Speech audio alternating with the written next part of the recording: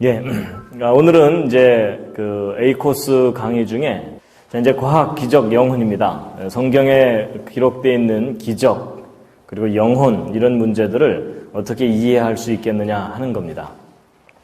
제가 여기다가 이제 과학이 무엇이길래 이렇게 써놨는데요. 여러분 오늘날 밤에 TV 토론 프로그램 같은 거 있죠?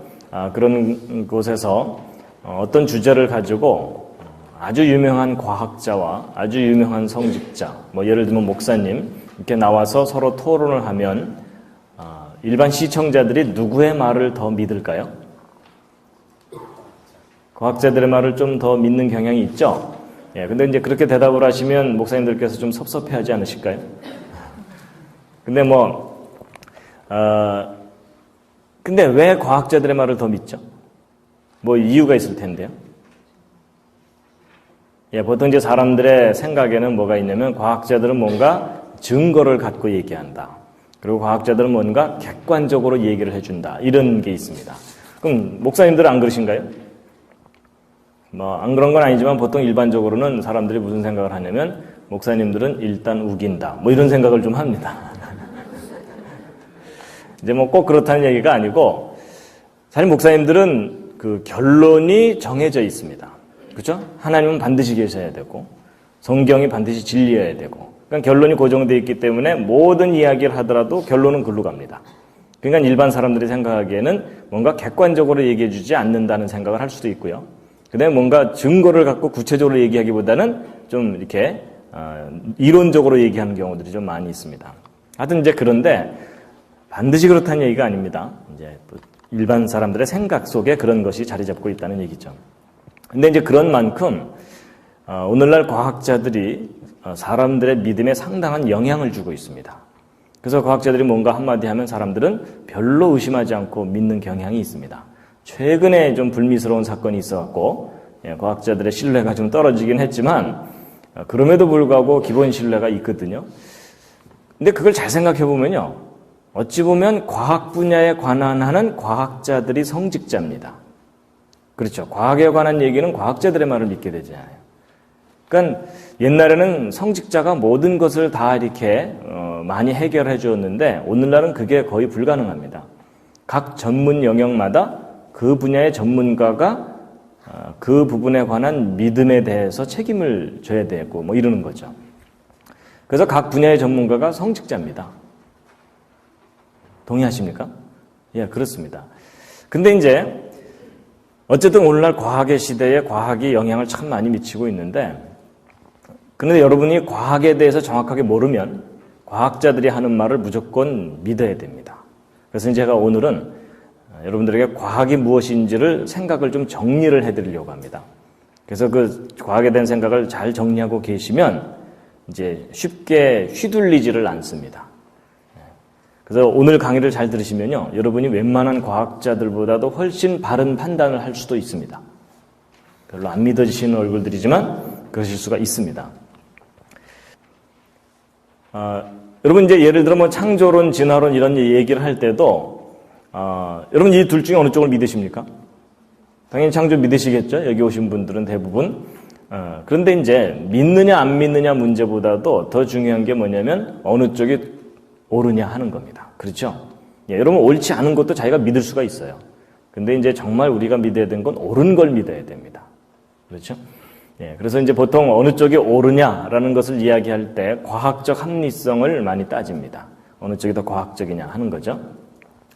그래서 이제 과학이라는 기준을 가지고 교과서의 진화론과 성경의 창조론 둘 중에 어느 쪽이 더 과학적이고 옳겠느냐 할 때 보통 일반 사람들은 왼쪽으로 기울어질 거라고 많이 생각합니다. 그렇죠? 예. 심지어 기독교인들조차도 성경이 더 과학적이다 이렇게 생각하지 못하는 경향이 있습니다. 그래서 믿음과 과학은 서로 좀 관계가 없을 거다 내지는 서로 반대가 될 거다 심지어 그렇게 생각하기도 합니다. 근데 이제 현실은요. 교육계든 과학계든 진화론만 인정하는 분위기입니다. 그렇죠? 이런 와중에 성경의 창조가 더 과학적이다 이렇게 주장하는 과학자는 사이비 과학자 취급을 받습니다. 맞죠? 근데 여러분들은 지금 안타깝게도 지금 계속 누구한테 강의를 듣고 계시는 겁니까? 소위 사이비 과학자에게 강의를 듣고 계시는 겁니다. 그래서 여러분이 정신을 바짝 차리셔야 됩니다. 여러분 제가 비교적 말을 잘하죠. 그리고 여러분은 20분만 지나면 혼수 상태죠. 그러니까 제가 여러분을 얼마든지 속일 수가 있습니다. 그래서 여러분 정신 잘 차리고 이 강의를 들으셔야 이제 이상한 데로 빠지지 않습니다. 여러분 이제 과학이라는 기준을 가지고 둘 중에 어느 쪽이 옳으냐 이런 얘기를 해야 되는데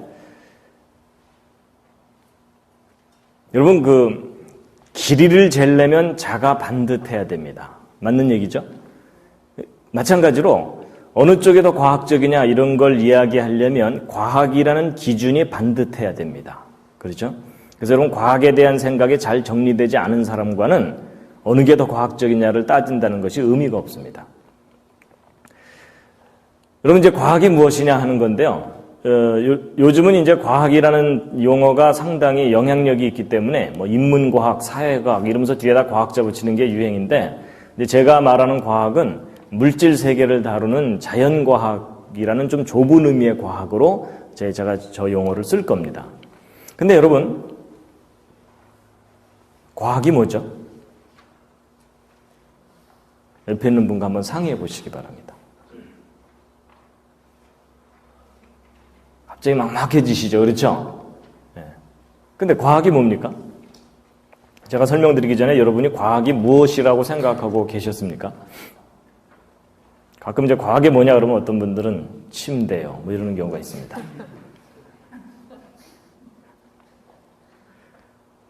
근데 잘 대답하기 쉽지 않으시죠? 예, 뭐 아인슈타인을 만나서 과학이 뭐냐 이렇게 물어봐도 이게 쉽게 대답하기가 어렵습니다.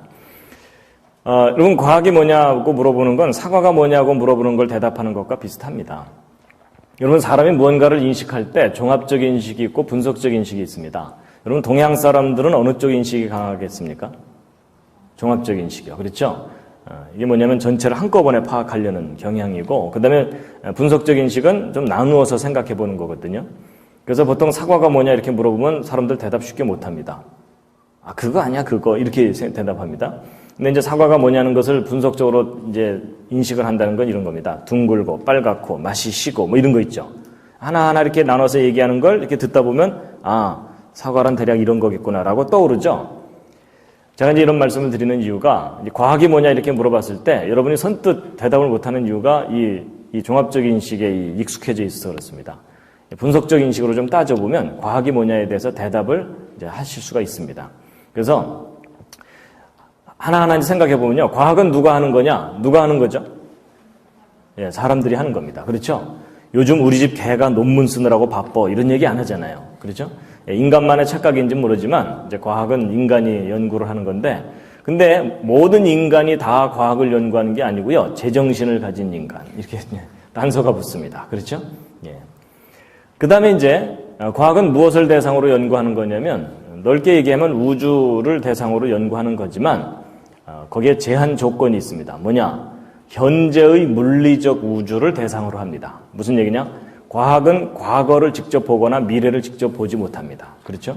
예, 그리고 비물리적인 것. 예를 들어 마음은 과학이 그 크기나 이런 걸 무게를 측정할 수가 없어요. 여러분 옆에 있는 분 한번 살짝 보시죠. 마음이 보이십니까? 시커멓습니까? 여러분 사람이 마음이 있다고는 믿고 있지만 마음의 무게 이런 거 못 재는 거죠? 어떤 분들은 마음이 무겁대요. 그래서 몇 톤. 그렇죠? 예, 그러니까 그 마음은 물리적으로 측정할 수가 없기 때문에 과학의 대상이 아닙니다. 그 다음에 이제 이 인간이 현재의 물리적 우주를 어떻게 하는 거냐? 좀 쉽게 얘기하면 잘 이해하고 잘 다스리는 겁니다. 근데 이 말 속에 다 포함되어 있는데 이건 좀 표현이 막연하니까 좀 구체적으로 얘기하면 잘 이해하고 잘 다스리는 방법이 과학적 연구 방법입니다. 그래서 이 과학적 연구 방법으로 훈련받은 사람들을 뭐라 그러겠습니까? 과학자 이렇게 얘기하는 겁니다. 그죠? 예, 음악으로 훈련받은 사람은 음악가 이렇게 얘기하죠. 예. 특별히 음악 중에서도 피아노를 훈련받은 사람은 피아니스트 뭐 이렇게 되는 거겠죠. 그래서 여러분 과학을 알려면 이제 뭘 알아야 되냐면 과학적 연구 방법이라는 걸 알아야 됩니다. 그래서 이제 이 과학적 연구 방법을 정리를 해드리면 4단계로 나눠서 생각하시면 됩니다. 첫 번째 단계가 관찰입니다. 여러분 과학은 관찰을 하는 것으로부터 출발을 합니다. 관찰을 잘해야 됩니다. 그 다음에 이제 이런 사람이 무언가를 관찰하고 난 다음에는 생각을 하게 돼 있습니다. 이제 두 번째 단계가 생각입니다. 근데 이렇게만 설명드리면 좀 이해하기가 좀 쉽지 않으시니까 제가 이해를 돕기 위해서 최선을 다해서 그린 첫 번째 작품입니다. 제 나름대로 최선을 다한 겁니다. 여러분 제가 무슨 법칙을 설명하려는 거겠습니까?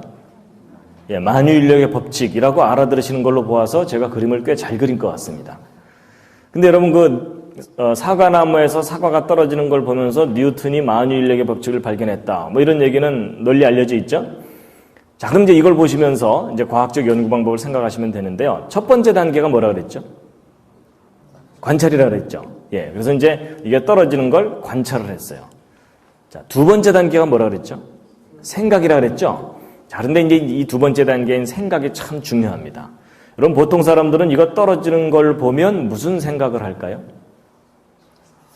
먼저 가서 주워 먹어야지. 이 생각이 강하게 드시는 분들은 가능한 한 과학계로 오지 마시기 바랍니다. 괜히 와서 속썩이지 마시고 딴 데 가서 열심히 좀 살아주시기 바랍니다. 예, 하나라도 내다 팔아야 되겠다. 장사하시고 경제 쪽으로 가시면 됩니다. 네, 노래가 나온다, 음악 하시면 되고요. 예, 그림이 그리고 싶다, 미술 하시면 됩니다. 이런 과학자들은 이거 떨어지는 걸 보면 무슨 생각을 하는 걸까요?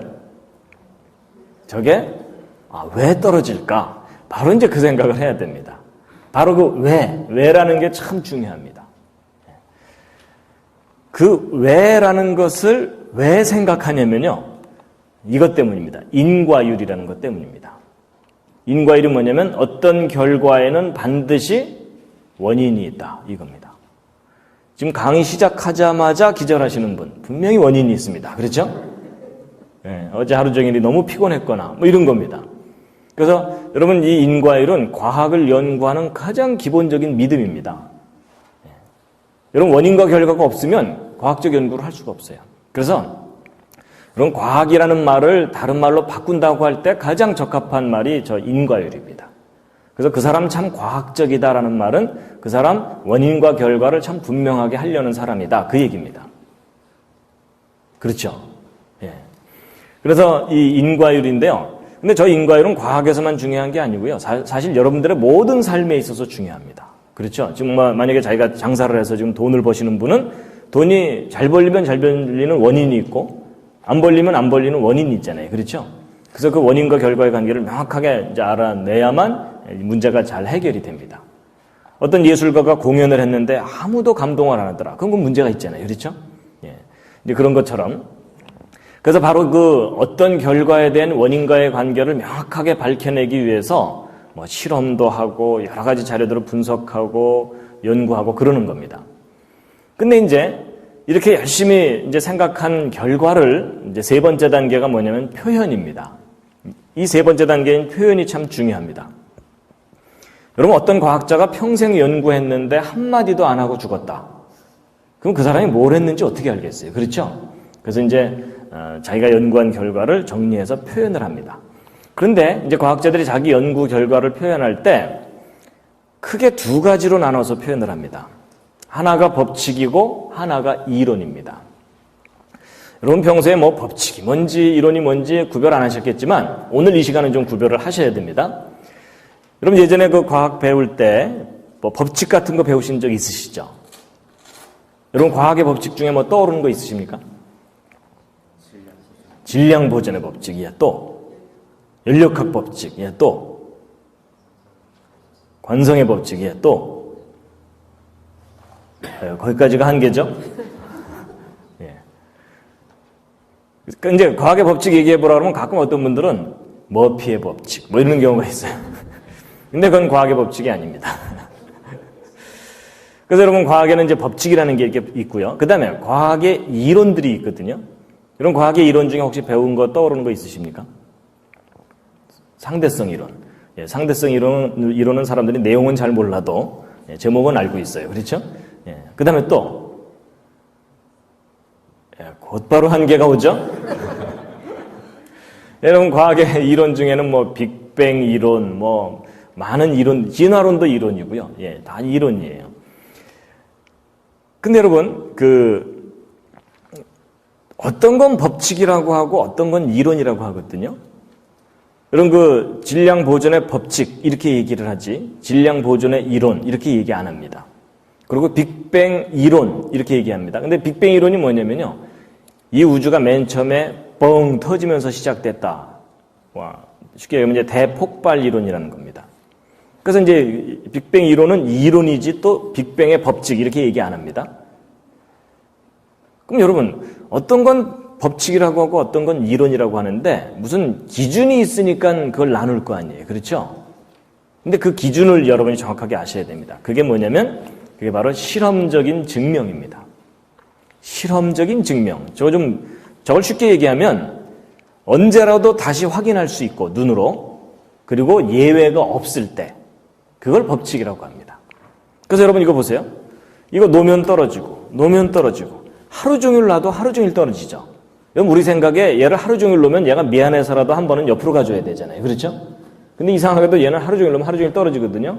언제나 똑같은 결과가 관찰되고 예외가 없다. 무슨 법칙입니까 이게? 만유인력의 법칙, 무슨 중력의 법칙, 이게 법칙입니다. 근데 이제 이론은 뭐냐? 이론은 뭐냐면요. 재관찰이 가능할 수도 있지만 예외가 있거나 아예 재관찰이 불가능한데 합리적인 설명, 이것을 이론이라고 합니다. 그래서 여러분 예를 들어 빅뱅 이론이 이 우주가 맨 처음에 뻥 터지면서 시작됐다는 이론이거든요.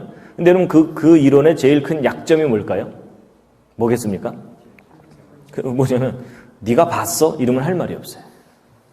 맞죠? 여러분 이 우주가 맨 처음에 뻥 터지면서 시작됐다 그러는데 그걸 본 사람이 어디 있어요? 그건 다시 관찰할 수가 있어요? 없어요? 다시 관찰할 수가 없는 거예요. 그래서 빅뱅은 이론입니다. 그러니까 여러분 보세요. 그렇게 본다면 법칙과 이론 둘 중에 어느 쪽이 더 확실한 겁니까? 당연히 법칙이 확실한 겁니다. 그리고 법칙은 예외가 없고 항상 그렇기 때문에 이 법칙은 단정할 수 있는 게 법칙이에요.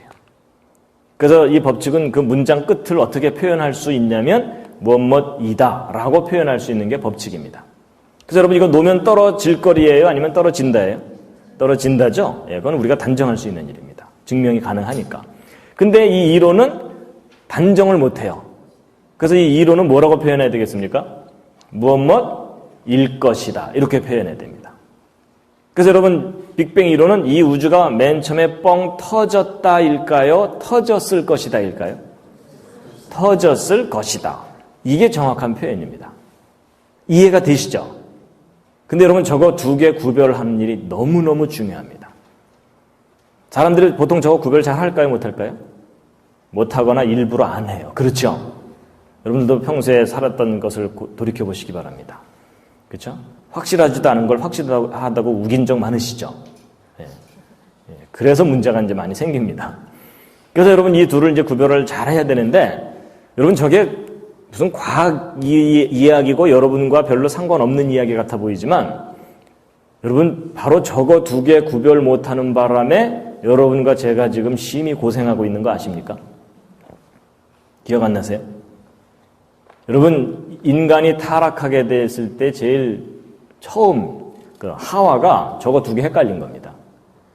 여러분 하나님이 선악을 알게 하는 나무의 실과는 먹지 말아라. 내가 먹는 날에는 반드시 죽는다. 정령 죽으리라. 네가 반드시 죽는다 하고 이다라고 말씀을 하셨어요. 그렇죠? 근데 그 하와가 헷갈려갖고 뭐라 그랬어요? 죽을까 하노라 이랬죠? 여러분 죽을까 하노라는 의미가 뭐예요? 안 죽을 수도 있다 그 얘기죠? 죽을 수도 있고 안 죽을 수도 있다는 얘기는 그 표현이 뭐예요? 이다가 아니고 일 것이다입니다. 그렇죠? 여러분 그거 두 개 구별 못하는 바람에 지금 여러분과 제가 지금 이렇게 망가져서 사는 겁니다. 그러니까 이게 얼마나 중요한 건지 아시겠죠? 그렇죠? 예. 그래서 저거 두 개 구별하셔야 되고요. 저걸 실제 이제 여러분 이제 성경 공부하시고 그러니까는 성경 공부에 적용시켜 보면 이제 이런 겁니다. 사람들이 많이 실수하는 게 뭐냐면요. 여러분 성경에는 하나님의 말씀이 이다라고 기록되어 있습니다. 그렇죠? 살인하지 말라 이렇게 돼 있잖아요. 예. 근데 성경 말씀 중에는 어려운 말씀들도 있잖아요. 그 말씀이 잘 이해가 안 가니까 사람들이 나름대로 해석해 놓은 게 뭐예요? 요 구절은 이런 뜻일 것이다라고 해석을 해 놓은 겁니다. 그러면 이다라는 말씀과 일 것이다라는 해석 중에 틀린다면 어느 쪽이 틀리겠어요? 예, 틀릴 가능성은 얼마든지 일 것이다가 틀릴 수가 있죠. 그렇죠? 그럼 언제라도 우리는 이 일 것이다라는 해석을 포기할 마음을 갖고 있어야 돼요. 근데 이제 이 해석이 너무나 마음에 들어, 자기 마음에. 그래서 이 해석의 관점에서 성경을 다시 들여다봤더니 성경이 틀려 보이는 거예요. 그럴 수 있죠. 그게 이제 많은 사람들이 실수하는 경우입니다. 그래갖고 자기 해석을 가지고 성경을 들여다보니까 이 성경은 사실 그대로가 아닌 것 같아 이럴 경우가 있거든요. 근데 그게 가장 큰 실수입니다. 여러분 성경의 기록은 안 변합니다. 근데 사람의 해석은 시대마다 변합니다. 그래서 변하지 않는 것을 우리가 붙잡아야 됩니다. 하여튼 저는 그렇게 생각을 합니다. 자, 그래서요, 여러분, 이 법칙과 이론의 차이는 아무리 강조해도 지나치지가 않는데요. 이 둘 차이를 이제 쉽게 비교를 해서 설명드리면 이런 겁니다. 올림픽에서 금메달과 은메달의 차이다. 이렇게 보시면 됩니다. 여러분, 과학의 법칙은 금메달이고 이론은 은메달입니다. 예를 들어 이런 겁니다. A라는 나라와 B라는 나라가 메달 경쟁을 한다고 치자고요. A라는 나라, 부자 나라예요. 선수단 수백 명을 전세 비행기에 태워서 호화판으로 왕창 보냈어요. 그런데 똘똘한 놈이 한 놈도 없는 바람에 금메달은 하나도 못 따고 은메달만 100개를 땄어요. B라는 국가, 너무너무 가난한 나라예요. 맨발의 청춘 하나 딸랑 화물선에 태워서 보냈어요. 근데 이 청춘이 마지막 날 마라톤에서 죽어라고 뛰어갖고 1등을 해갖고 금메달을 땄어요. 은메달은 없겠죠? 근데 여러분 이 두 나라 메달 경쟁에서 어느 나라가 앞섭니까? B인 거 아시죠? 그렇죠? 이게 무슨 얘기냐면 은메달이 아무리 많아도 금메달 하나만 못하다 그 얘기죠? 근데 그게 바로 과학에서 법칙과 이론의 가치의 차이입니다. 여러분 어떤 이론이 아무리 그럴듯하고 멋있고 훌륭하고 수많은 사람이 그 이론을 믿어도 기존의 법칙에 어긋나면 그 이론은 과감하게 버려야 돼요. 아니면 처음부터 그 이론을 다시 한번 확인해 보든가. 그래서 법칙에 근거해서 이론을 평가하는 것이 합리적이고 이론에 근거해서 법칙이 틀렸네 어쩌네 이러는 사람을 만나거든 잘 돌봐드리시기 바랍니다. 동의하십니까? 맞죠? 예, 제가 특별히 뭐 우기는 거 없죠? 예, 그래서 여러분 이 둘의 우선순위가 바뀌면 판단이 거꾸로 나옵니다. 그래서 저거 두 개를 구별하셔야 됩니다. 그래서 확실한 것으로부터 확실하지 않은 것을 판단하는 것, 이게 옳은 생각입니다.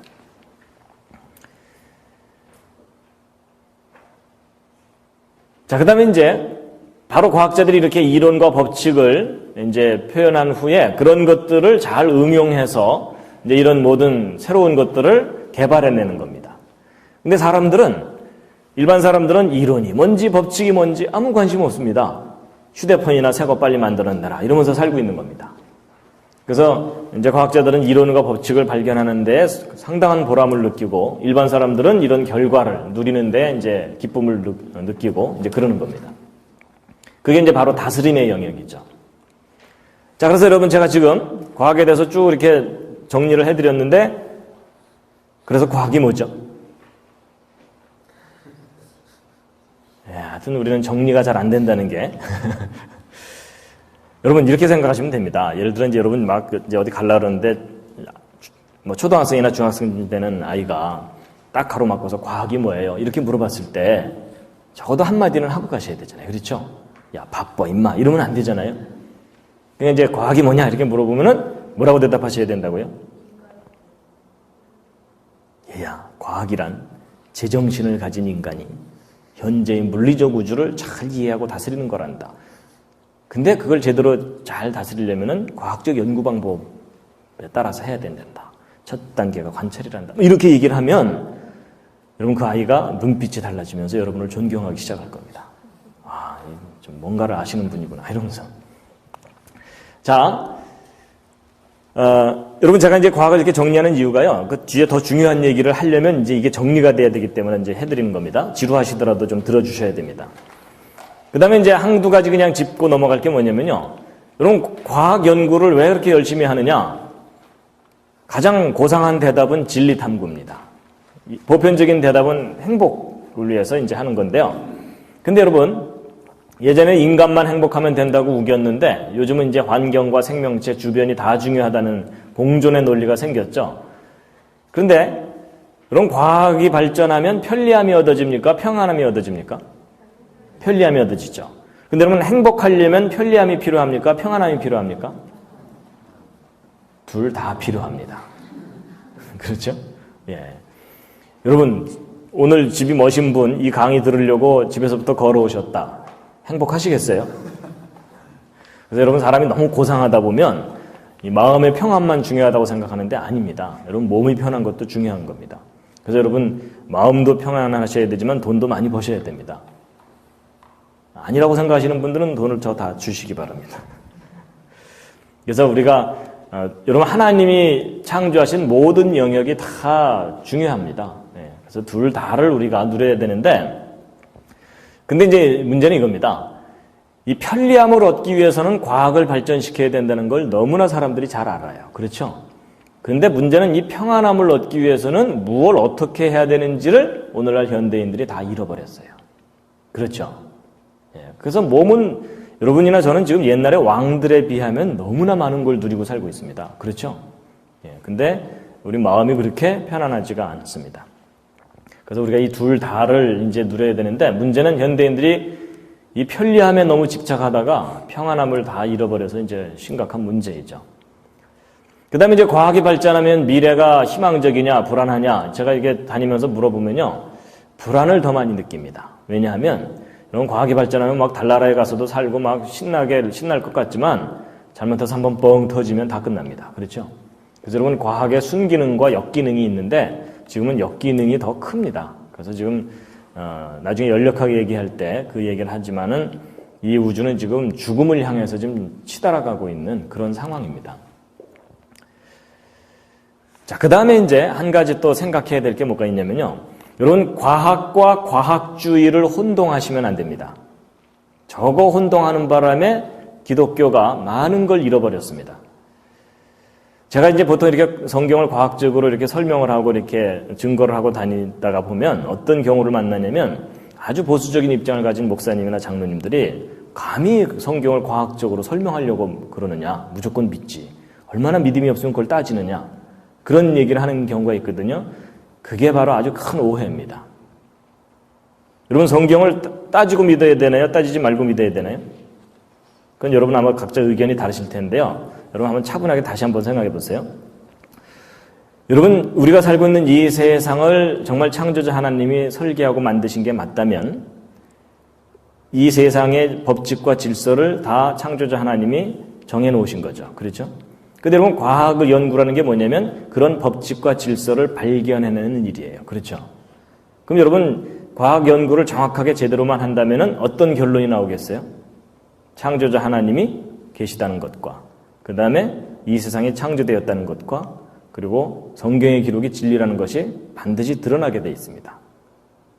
그럼 결국 과학을 연구한다는 얘기는 하나님이 하신 일을 드러내는 일입니다.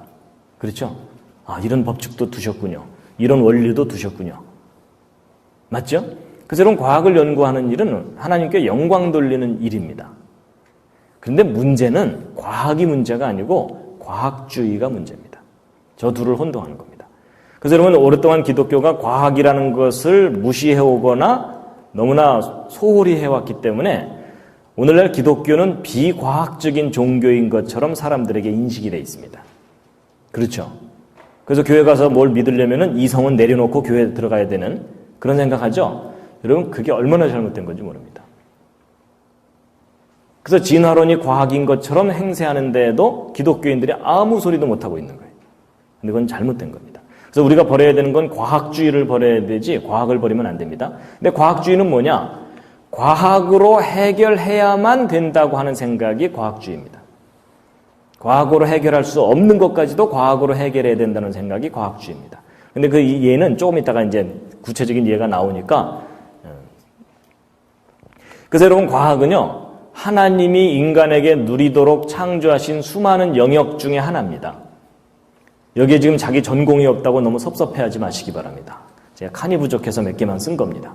그래서 여러분, 우리가 버려야 되는 것은 과학주의라는 걸 버려야 되지 과학을 버리면 안 됩니다. 여러분, 저 과학을 버리는 바람에 기독교가 미신화된 경향이 커요. 맹신, 불신 이런 것들도 또 많이 생겨납니다. 여러분, 결국 비과학적인 종교는 진리가 아닙니다. 근데 여러분, 오늘 이 내용이 참 중요합니다. 여러분, 이 질서가 안 잡혀 있으면 이런 얘기 하죠. 아이에게 매일 생선을 하나씩 주기보다는 고기 잡는 법을 가르쳐라. 그 얘기 있잖아요. 여러분, 생각하는 법이 반듯해야 되거든요. 이제 질서 있게 생각하는 법에 대해서 이제 제가 말씀을 드리는 겁니다.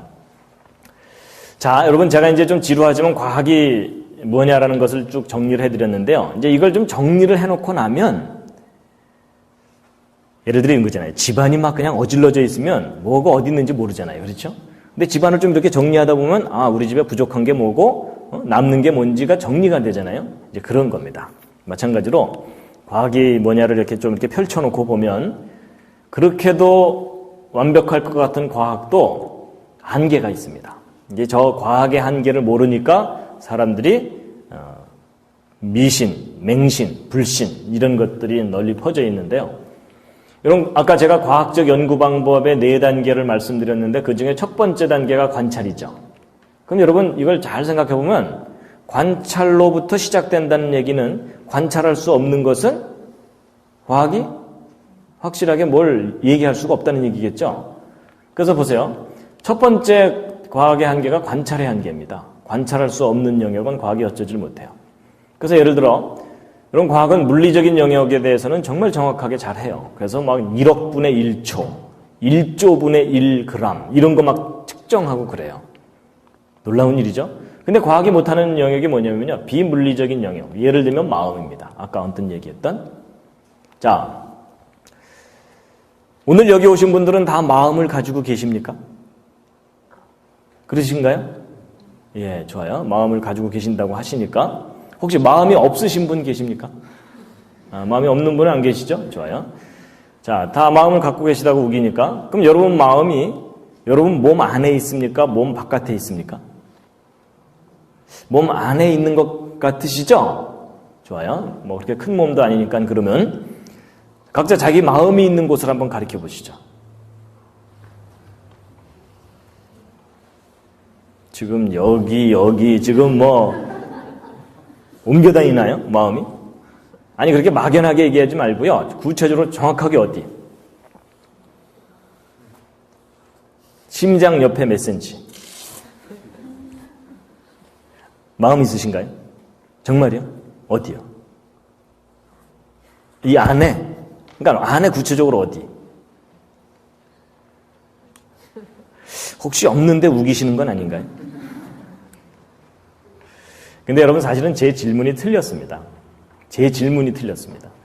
여러분 마음이라는 것은 비물리적인 존재인데 어디라는 거는 뭐예요?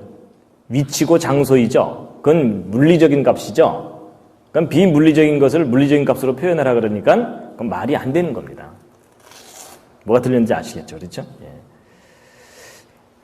여러분 옆에 있는 사람 이렇게 보면 마음이 보여요? 안 보여요? 안 보여요. 그렇죠? 예. 그런데도 마음이 있다고 믿고 계시잖아요?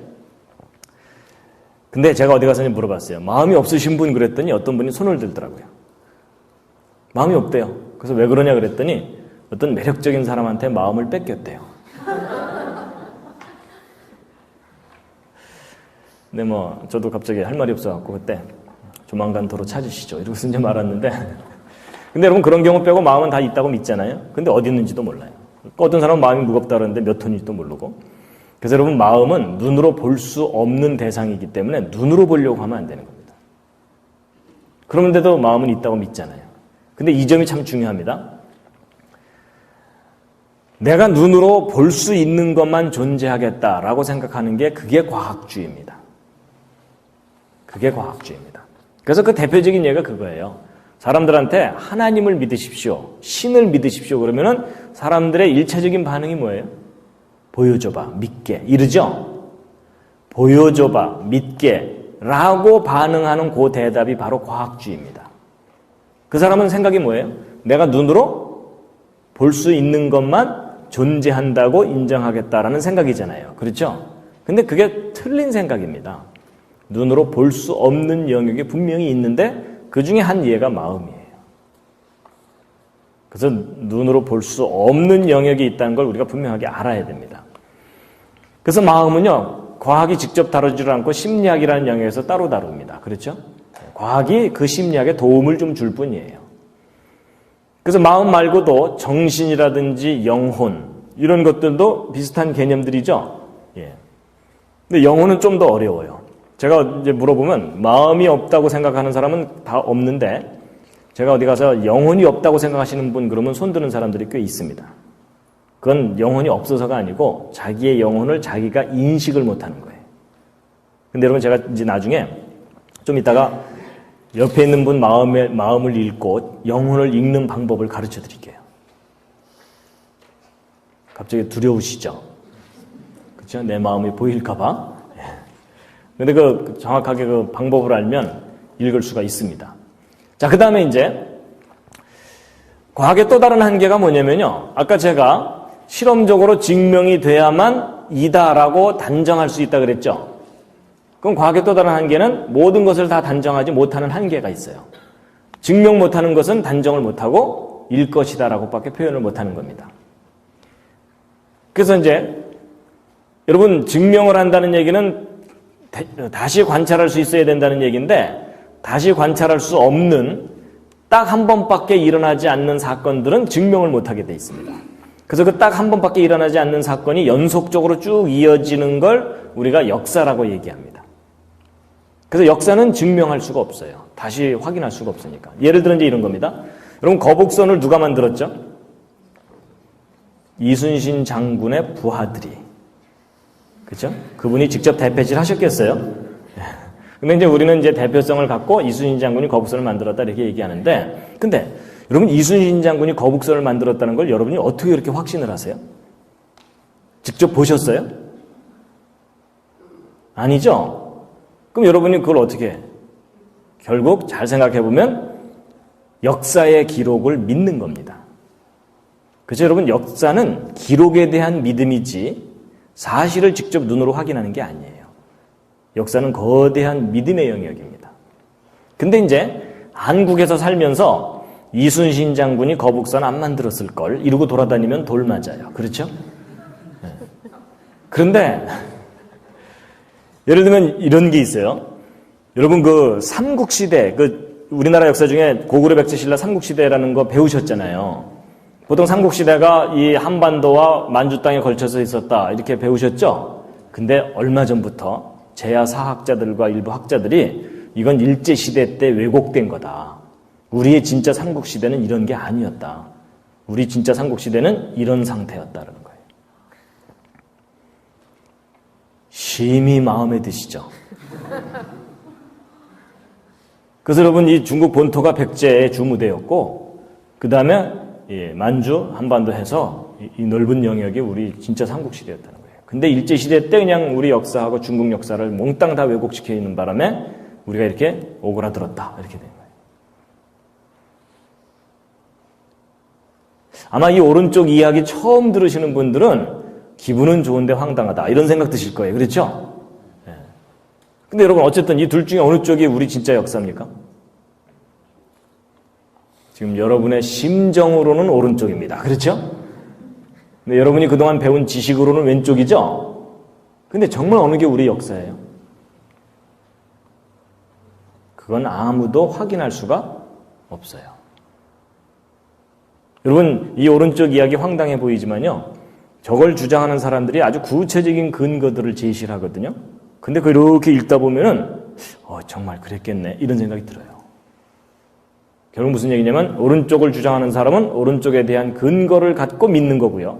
왼쪽을 주장하는 사람들은 왼쪽에 대한 근거를 갖고 믿는 겁니다. 결국 둘 다 뭐예요? 믿음의 대상입니다. 그렇죠?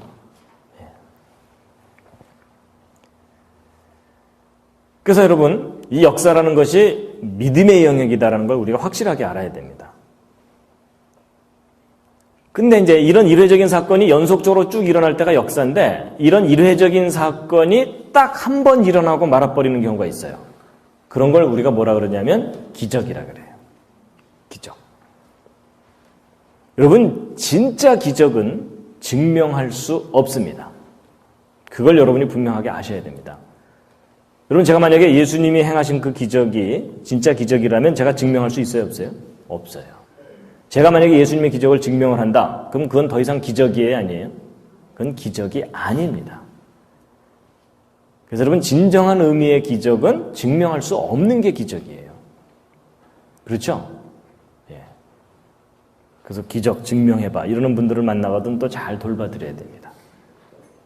기적이 정확하게 뭔지를 모르는 분이 이제 그런 얘기를 하는 겁니다.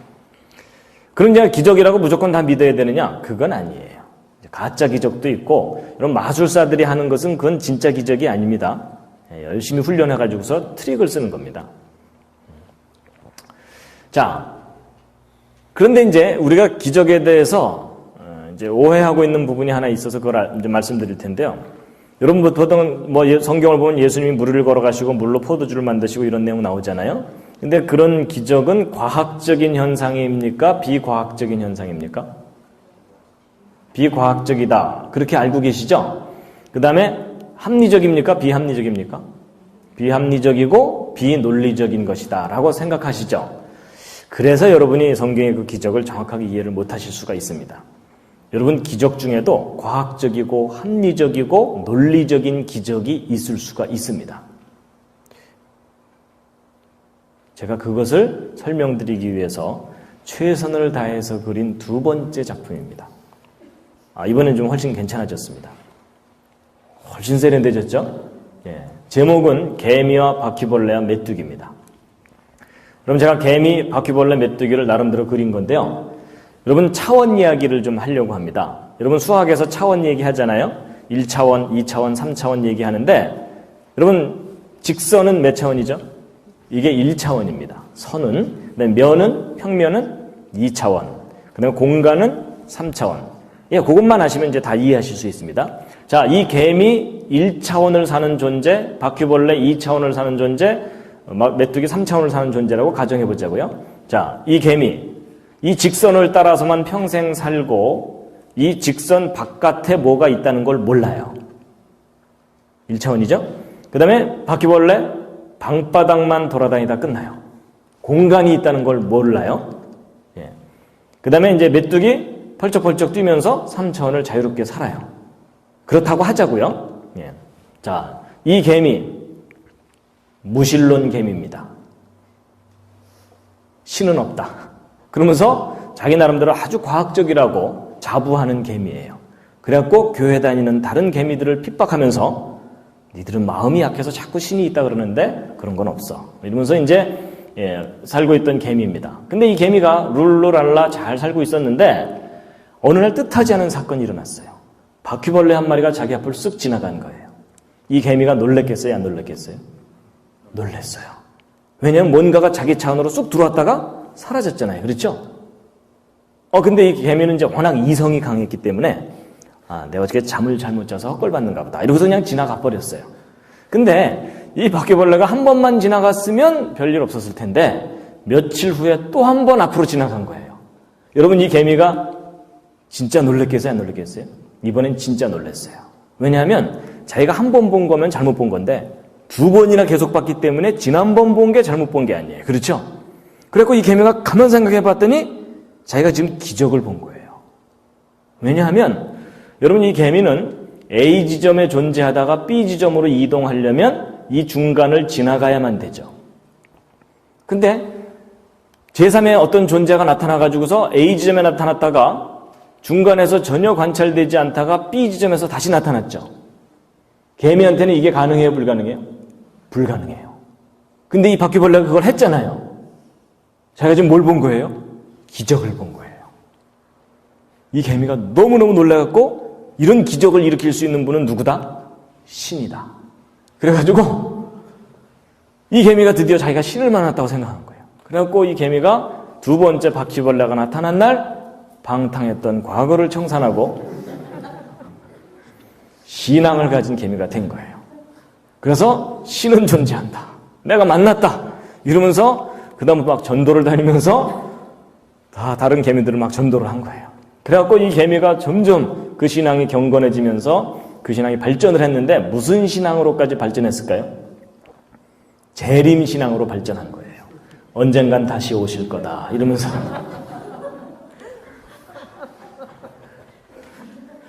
자, 이해가 되시죠? 자, 근데 이제 이 바퀴벌레는 자기가 개미에게 신적인 존재가 되어 있는 줄도 모르고 방바닥만 돌아다니면서 부지런히 살고 있었어요. 근데 이 바퀴벌레에게도 똑같은 일이 벌어진 거예요. 뭐냐? 메뚜기 한 마리가 자기 차 안으로 들어와서 잠시 지냈는데 얼마나 놀랬겠어요. 그렇죠? 이분이 어디서 오셨다가. 근데 이제 어느 날 또 사라졌어요. 뛴 거죠. 그렇죠? 그래서 아니 이분이 어디 가셨지? 뭐 그랬지만 또 뭐 바쁘니까. 그래가지고 그냥 살고 있었는데 다시 메뚜기가 다시 나타났죠. 놀랬겠죠. 그래서 이 바퀴벌레도 어떻게 됐을 것 같습니까? 방탕했던 과거를 청산하고 이 메뚜기를 신으로 모시고 잠시 가르침을 주시옵소서 이러면서 살다가 또 뛴 거예요. 그래갖고 이 바퀴벌레도 그 신앙이 점점 발전해서 무슨 신앙으로 발전했다고요? 재림신앙으로 발전한 거예요. 그분이 다시 오셔서 우리를 구원하실 거다 이러면서. 자, 여러분 일단 상황 다 이해하셨죠? 자, 이제 정리를 해보면요. 여러분 이 메뚜기가 볼 때 이 개미가 바퀴벌레를 신으로 모시고 살고 있는 걸 보면 웃겨요, 안 웃겨요? 웃겨요. 그렇죠? 근데 여러분 이 개미는 진지해요, 안 진지해요? 여러분 진지하다 못해 엄숙해요. 그렇죠? 감히 그분의 이름을 함부로 부르지 말아라 이러면서 여러분 이 메뚜기가 볼 때는 이 모든 상황은 다 당연한 일이고 자기 과학적으로 다 증명하고 설명할 수 있는 내용들이에요.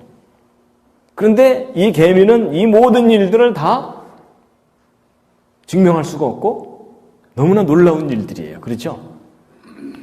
이게 무슨 얘기냐면 위 차원에서 아래 차원을 보면 당연한데 아래 차원에서 위 차원의 일들을 보면은 다 기적이라는 거예요. 근데 여러분 제가 이런 설명을 드리는 이유가 여러분과 제가 이 개미나 바퀴벌레 같은 상황일 수 있다는 얘기입니다. 무슨 얘기냐면 여러분과 저는 지금 현재 몇 차원을 살고 있냐면 3차원을 살고 있어요. 그래서 공간상에서는 얼마든지 휘젓고 살아요. 그렇죠? 가끔 한 잔 들어가면 다 나와 이러면서 살아요. 그렇죠? 근데 여러분과 제가 뛰어넘지 못하는 차원이 하나 이상 있어요. 그 하나가 시간이에요. 시간. 여러분과 저는 지금 현재 같은 시간에서 함께 살아가고 있어요. 그렇죠? 뭐 제가 이제 한국으로 돌아가면 여러분과 저는 거리는 떨어져 있지만은 언제나 같은 시간을 살아요. 그래서 제가 다시 만약에 여름이나 겨울에 다시 또 오면은 또 만날 수 있고요. 맞죠? 그래서 우리는 같은 시간을 함께 가는 운명이거든요. 여러분 중에 어떤 사람 밉다고 야, 너 좀 뒤로 쳐져서 올래? 이럴 수가 없잖아요. 또 반대로 세상이 싫다고 나 먼저 갈게. 이러면서 먼저 앞서갈 수도 없고 같은 시간을 가고 있죠. 근데 우리가 이렇게 같은 시간을 늘 같이 가고 있는데 우리 이상의 차원의 어떤 존재가 우리 과거에도 역사 속에 존재했었다가 갑자기 현실에 딱 나타나갖고 그동안 잘 있었니? 이러다가 잠시 지내다가 나중에 내가 다시 올게? 그러면서 다시 먼 훗날 다시 나타나고 그럴 수도 있겠죠. 근데 그런 것을 우리가 보면은 그건 다 뭐예요? 기적이에요. 근데 그 윗차원에서 보면은 뭐예요? 과학이고 상식이라는 거죠. 이해가 되시죠?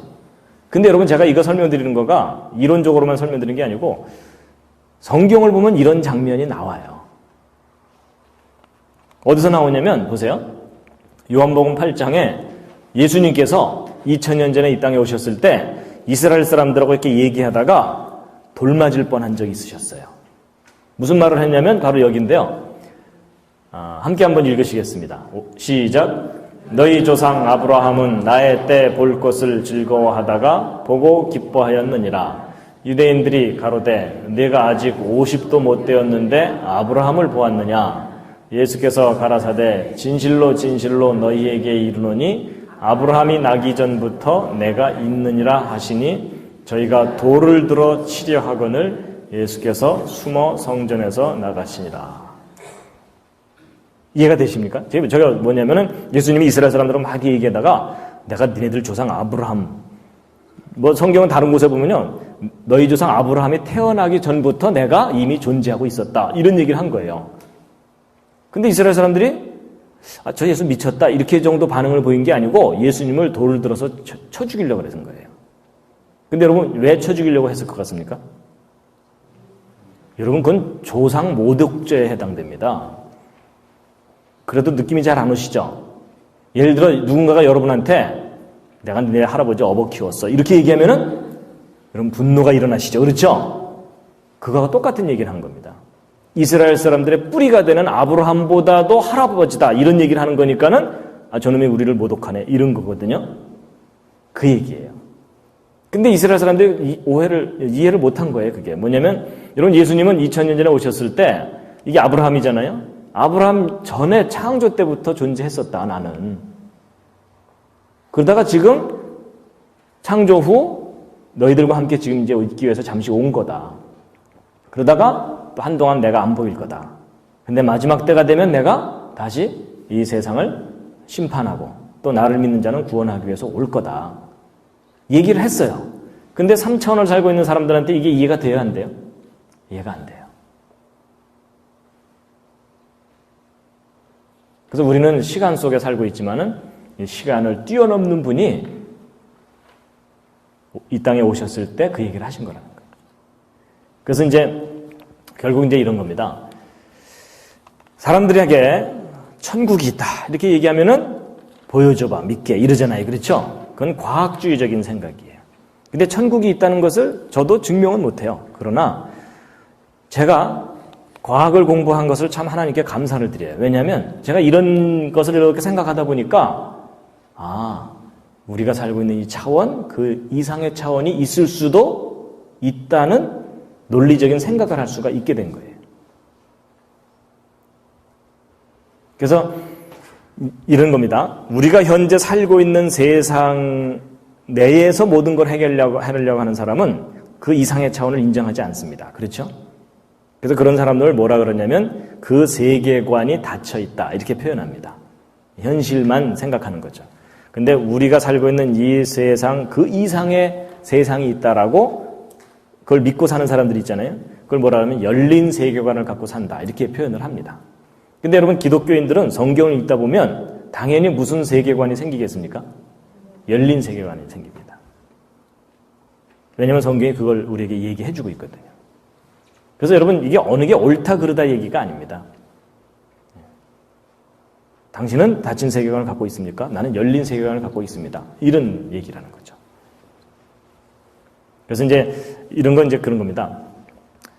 내가 증명할 수 있는 것만 믿겠다 이런 분들에게 증명할 수 없는 것들도 얼마든지 있다는 것을 논리적으로 설명해 줄 수 있는 그런 좋은 예입니다. 그 다음 이야기인데요. 여러분 아까 과학의 한계 두 가지를 얘기했는데 또 하나가 이제 뭐냐면 판단의 한계입니다. 여러분 과학에서 생각할 때 왜라는 걸 생각하는 것은 물리적인 원인과 결과만 생각할 뿐이지 도덕적, 철학적 원인과 결과는 과학이 직접 안 합니다. 그래서 예를 들어 히로시마에 원자탄이 뻥 터졌다. 과학자들이 할 수 있는 일은 반경 몇 킬로미터 이나가 파괴되고 이런 폭발력이 얼마고 이런 얘기는 과학자들의 보고서에 들어가지만 그래서 그건 나쁜 짓이다. 이런 표현은 과학자들의 보고서에는 안 들어갑니다. 결국 그런 것들은 선악이나 도덕적 가치 판단은 과학 바깥 영역입니다. 그래서 이제 보세요. 오늘날 과학의 시대에 과학이 마치 모든 걸 다 해결해줄 수 있을 것처럼 사람들이 착각하지만 과학은 이런 이 물리적인 영역에 대해서 많이 어떤 결론을 낼 수가 있고 더 중요한 영역, 이러한 중요한 영역에 대해서는 과학이 궁극적인 결론을 못 내줍니다. 그렇죠? 마음, 영혼, 이게 얼마나 중요합니까? 여러분 아무리 물질적으로 풍부해도 마음이 깨어지고 나면은 아무것도 소용없잖아요. 그렇죠? 예. 영혼이라는 것이 얼마나 우리에게 소중한 거고 역사, 기적, 이게 얼마나 또 의미가 있는 거고요. 예. 그 다음에 도덕이나 선악적 가치 판단, 이게 또 얼마나 중요한 영역입니까? 그래서 결국 과학의 한계를 모르는 사람들이 과학 안에서 모든 걸 해결하려다가 망하는 겁니다. 과학 바깥 영역이 있다는 걸 알고 이걸 구별을 해야 된다는 겁니다. 그 다음에 이제 과학 자체에도 한계가 있지만 과학을 연구하는 주체가 인간이기 때문에 인간의 한계가 곧 과학의 한계입니다. 과학자들의 한계가 있는 겁니다. 무슨 얘기냐면 과학자들은 전지전능하지 않습니다. 그렇죠? 모든 걸 다 알지 못합니다. 여러분 혹시 제가 전지전능해 보이십니까? 혹시 그렇게 봐주신다면 제가 교주를 해드릴 용의가 있습니다. 근데 여러분 인간은 절대로 전지전능하지 않고 영생불멸하지도 않고요. 그러니까 과거나 미래도 모르고요. 그 다음에 무소부재. 여러분 인간은 기껏해야 지금 지구상에서 바글바글 살고 있는 겁니다. 우주 전체를 모릅니다. 그 다음에 과학자들이 결코 순결하거나 선하지 않습니다. 그리고 과학자들이 정직하거나 공평하지도 않고요. 그렇죠? 예. 이번에 이제 그런 사건 때문에 결국 그렇지 않은 사람도 있구나. 이걸 알게 됐잖아요. 예. 과학자도 그냥 인간입니다. 인간의 수많은 결함을 과학자들도 갖고 있기 때문에 과학자들의 말을 절대적으로 믿으시면 안 됩니다. 그러니까 제가 말하는 것도 믿으시면 안 됩니다. 제가 말하는 것 중에도 어떤 건 믿을 만하고 어떤 건 아닌 것도 있기 때문에 다 믿으시면 안 됩니다. 그러니까 결국 인간은 모르는 영역은 믿어야 되잖아요. 그렇죠? 결국 과학이 뭔지를 정확하게 알고 나면요. 이런 속성들을 알고 나면 과학의 영역보다 더 큰 영역이 믿음의 영역이구나. 이걸 알게 된다는 거죠. 그러니까 저도 뭐 하나님을 믿고 마음이 있다고 믿고 그런데 제가 실험실에서 증명을 해서 믿는 게 아니에요. 그 더 큰 영역이 있다는 것은 믿음으로밖에는 볼 수가 없기 때문에. 자, 그 다음에 이렇게 과학도 정리해놓고 과학의 한계도 알고, 한다면, 진화론과 창조론 문제에 대해서 우리가 좀 한 가지 좀 분명하게 좀 하고 넘어가야 될 게 있습니다. 뭐냐? 여러분, 보통 사람들이 진화론과 창조론에 대해서요, 아주 지독한 편견을 갖고 있습니다. 그 편견을 기독교인들도 갖고 있어요. 그게 뭐냐면, 진화는 과학의 영역이고 창조는 종교의 영역이다라고 나눠서 생각하는 겁니다. 그래서 진화는 과학적 진리, 창조는 종교적 진리, 이렇게 나눠 생각하는데 여러분 이거 아주 잘못된 생각입니다. 그래서 보통 진화는 객관적인 사실이고 이성적인 판단에 의한 결론이다. 근데 반대로 창조는 주관적인 거예요. 남이야. 믿든 말든 나는 창조 믿는다. 그리고 관념적, 그러니까 이게 창조라는 게 역사적 사실이라기보다는 그냥 관념적으로 창조되었겠거니 이렇게 생각하거나 또 감정적, 저건 뭐겠습니까? 눈 감으면 창조된 것 같고 눈 뜨면 아닌 것 같고 뭐 이런 거 있잖아요. 그렇죠? 예. 근데 여러분 이거 아주 지독한 편견입니다. 여러분 이 진화가 과학적이다 이렇게 자꾸 얘기를 하는데 이런 과학에서는 엄격한 기준이 있습니다. 과학의 엄격한 기준 중에 아주 강한 기준이 뭐냐면 증명의 문제입니다. 여러분 증명이 뭐라 그랬냐면 다시 눈으로 확인할 수 있는 것이 증명이라 그랬죠. 그럼 여러분 한번 따져보세요. 진화 증명할 수 있겠습니까? 없겠습니까? 진화 증명할 수 없습니다. 그럼 진화 증명하려면 엄격하게 증명하려면 어떻게 해야 되죠? 지난 45억 년 동안 이 모든 것들이 변해온 과정을 다시 확인할 수 있어야 돼요. 맞죠? 변하네, 변했네 뭐 이러면서 볼 수 있어야 되는데 그렇게 할 수 없잖아요. 그러니까 진화는 증명할 수 없어요. 그럼 여러분 증명할 수 없다면 진화가 법칙입니까? 이론입니까? 이론이에요. 그래서 여러분 진화라는 단어 뒤에 항상 한 글자가 더 붙는 게 뭐가 붙어요? 진화론하고 붙는 거, 요거 중요하게 생각해야 됩니다. 진화는 하나의 이론이에요. 그러니까 진화되었다가 맞습니까? 진화되었을 것이다가 맞습니까? 진화되었을 것이다가 맞는 표현입니다. 진화되었다, 이거 틀린 표현입니다. 이해가 되시죠? 예. 그래서 진화되었을 것. 그런데 여러분 무엇일 것이다 라는 표현에는 반드시 뭐가 필요합니까? 믿음이 필요합니다. 그렇죠? 사실을 확인할 수 없기 때문에.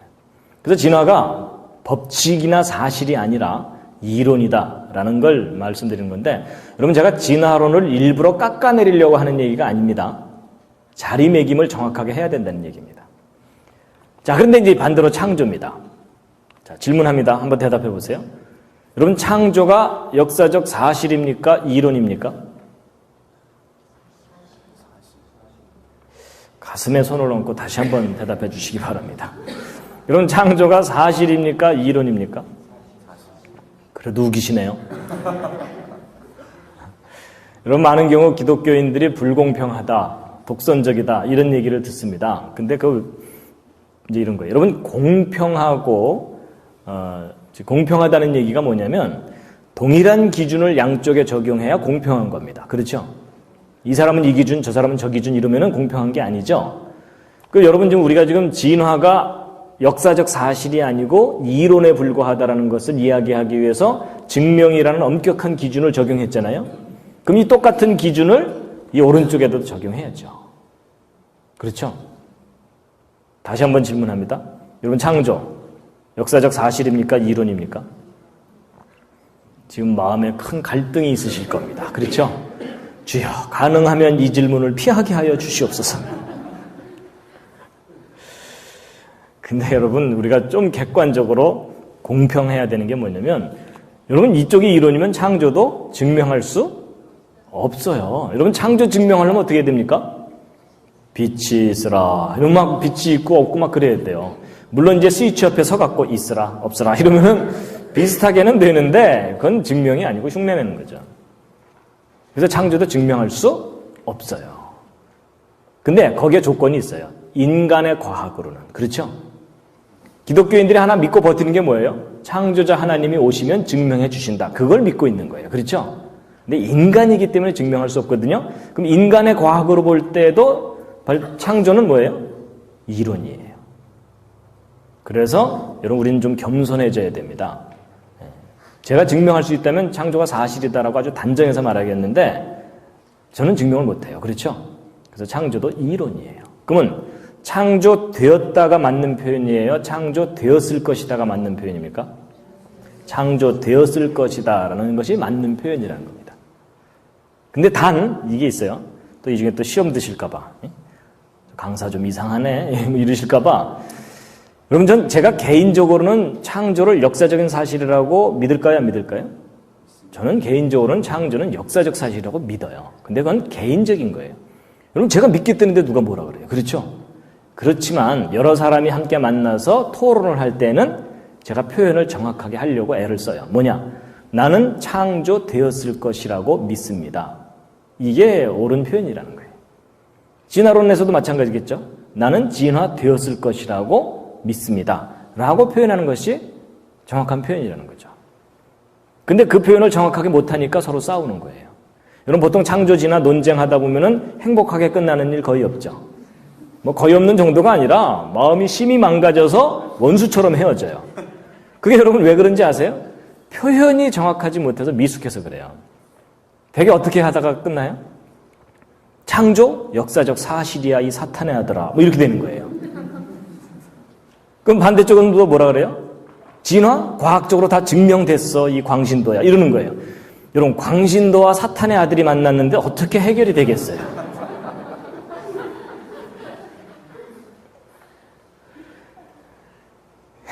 그건 누가 옳고 그르냐의 문제가 아니고 서로 표현이 정확하지 않은 겁니다.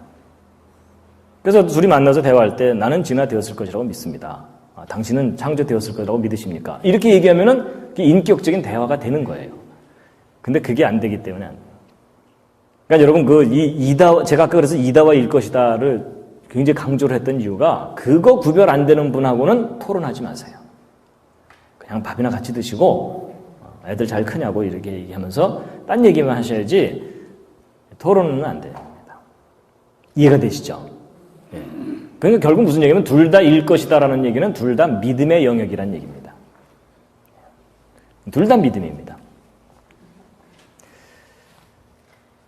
그러면 이제 증명을 못하면 매일 아침 일어나갖고 어느 것을 믿을까요? 오늘은 창조 믿자. 이럴 수는 없잖아요. 그렇죠? 예.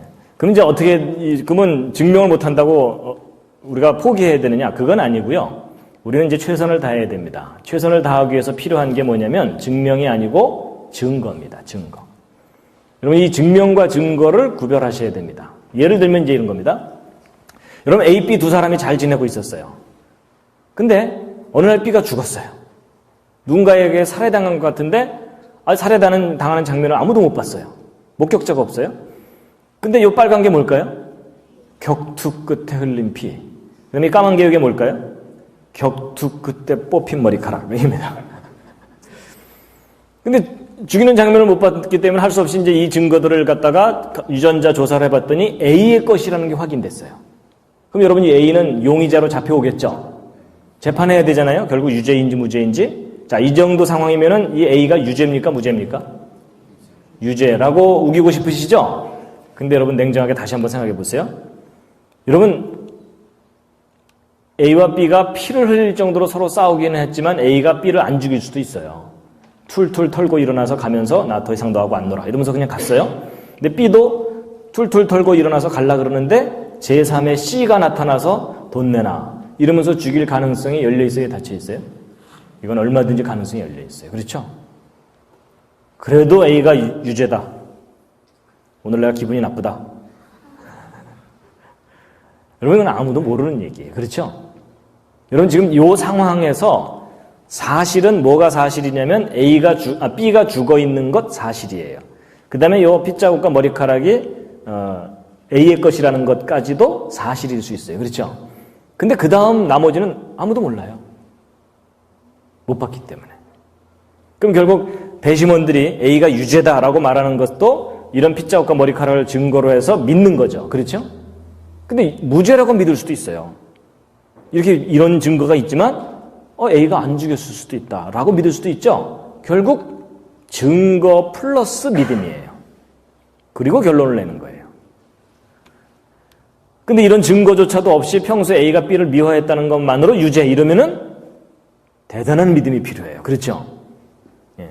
근데 막 그 현장에서 A가 후다닥 튀어나가는 걸 봤고, B가 막 A의 이름을 부르면서, 저놈, 이래, 뭐 이 정도 상황까지 갔다 그러면은 A일 가능성이 높죠. 그러나 100% 아닐 수도 있다는 거예요. 그렇죠? 그래서 결국 제가 이제 이런 예를 드는 이유가 창조론, 진화론 문제가 똑같은 상황이에요. 창조, 진화 아무도 본 사람 없어요. 그렇죠? 증명을 못 해요. 그 대신 우리는 최선을 다해서 증거를 통해서 믿는 겁니다. 그래서 이제 그동안 뭐 화석이라든지 뭐 지질학 이런 모든 것들의 증거가 이런 과학적 증거들이 많이 발견됐는데 우리는 그동안 몽땅 이런 모든 것들이 무엇에 대한 증거라고 배웠나요? 진화론에 대한 증거라고만 배운 거예요. 그렇죠? 이것이 창조에 대한 증거일 거라는 것은 배울 기회가 없었던 겁니다. 근데 여러분 이제 이 아카데미가 뭐냐면은 바로 이 과학적 증거들이 창조에 대한 증거일 수 있다라는 해석을 여러분들이 이제 배우시는 거고 증거들을 또 직접 보시게 되는 거거든요. 그러니까 여러분 정말 학교 교육이 공평하다면 아직 확인되지 않은 이론에 불과한 진화론만 가르쳐야 되는 게 아니고 양쪽 주장을 다 가르친 다음에 학생들이 선택할 수 있게 해야 된다 그 얘기입니다. 여러분도 만약에 이런 공평한 교육 기회가 있어서 갖고 여러분이 스스로 선택을 한 거라면은 그건 공평한 거예요. 그렇죠? 근데 여러분이나 저는 이미 이쪽만 가르치는 그러한 편견이 있는 교육 제도 속에서 훈련을 받았기 때문에 여러분들이 이 강의 들으면서 아마 많은 생각들이 이렇게 깨지는 것을 느끼실 수도 있을 거예요. 왜냐하면 그 진화론 교육의 영향이 여러분에게 크게 작용한 겁니다. 그래서 하여튼 이렇게 놓고 봐야 공평한 겁니다. 동의하십니까? 그래서 여러분 진화도 창조도 둘 다 믿음의 대상입니다. 그리고 둘 다 과학적 연구의 대상이고요. 어느 하나만이 과학이 아닙니다. 그래서 그럼 뭐 진화가 과학이다 이렇게 속지 마시기 바랍니다. 그 다음에 이제 증거도 중요하지만 그걸 해석하는 것도 중요합니다. 그래서 여러분 어떤 결론에 대한 증거가 세 가지가 따로따로 증거해 주는 경우가 있고 서로 연관해서 해 주는 경우가 있거든요. 근데 이 두 가지 케이스를 혼동하면 결론이 거꾸로 나옵니다. 이 토론할 때 이거 두 개 헷갈리면 결론이 거꾸로 나와요. 그래서 여러분 이 경우는요 제일 튼튼한 게 중요해요. 약한 게 끊어져도 튼튼한 게 끝까지 버티는 이상은 계속 믿고 있어야 돼요. 맞죠?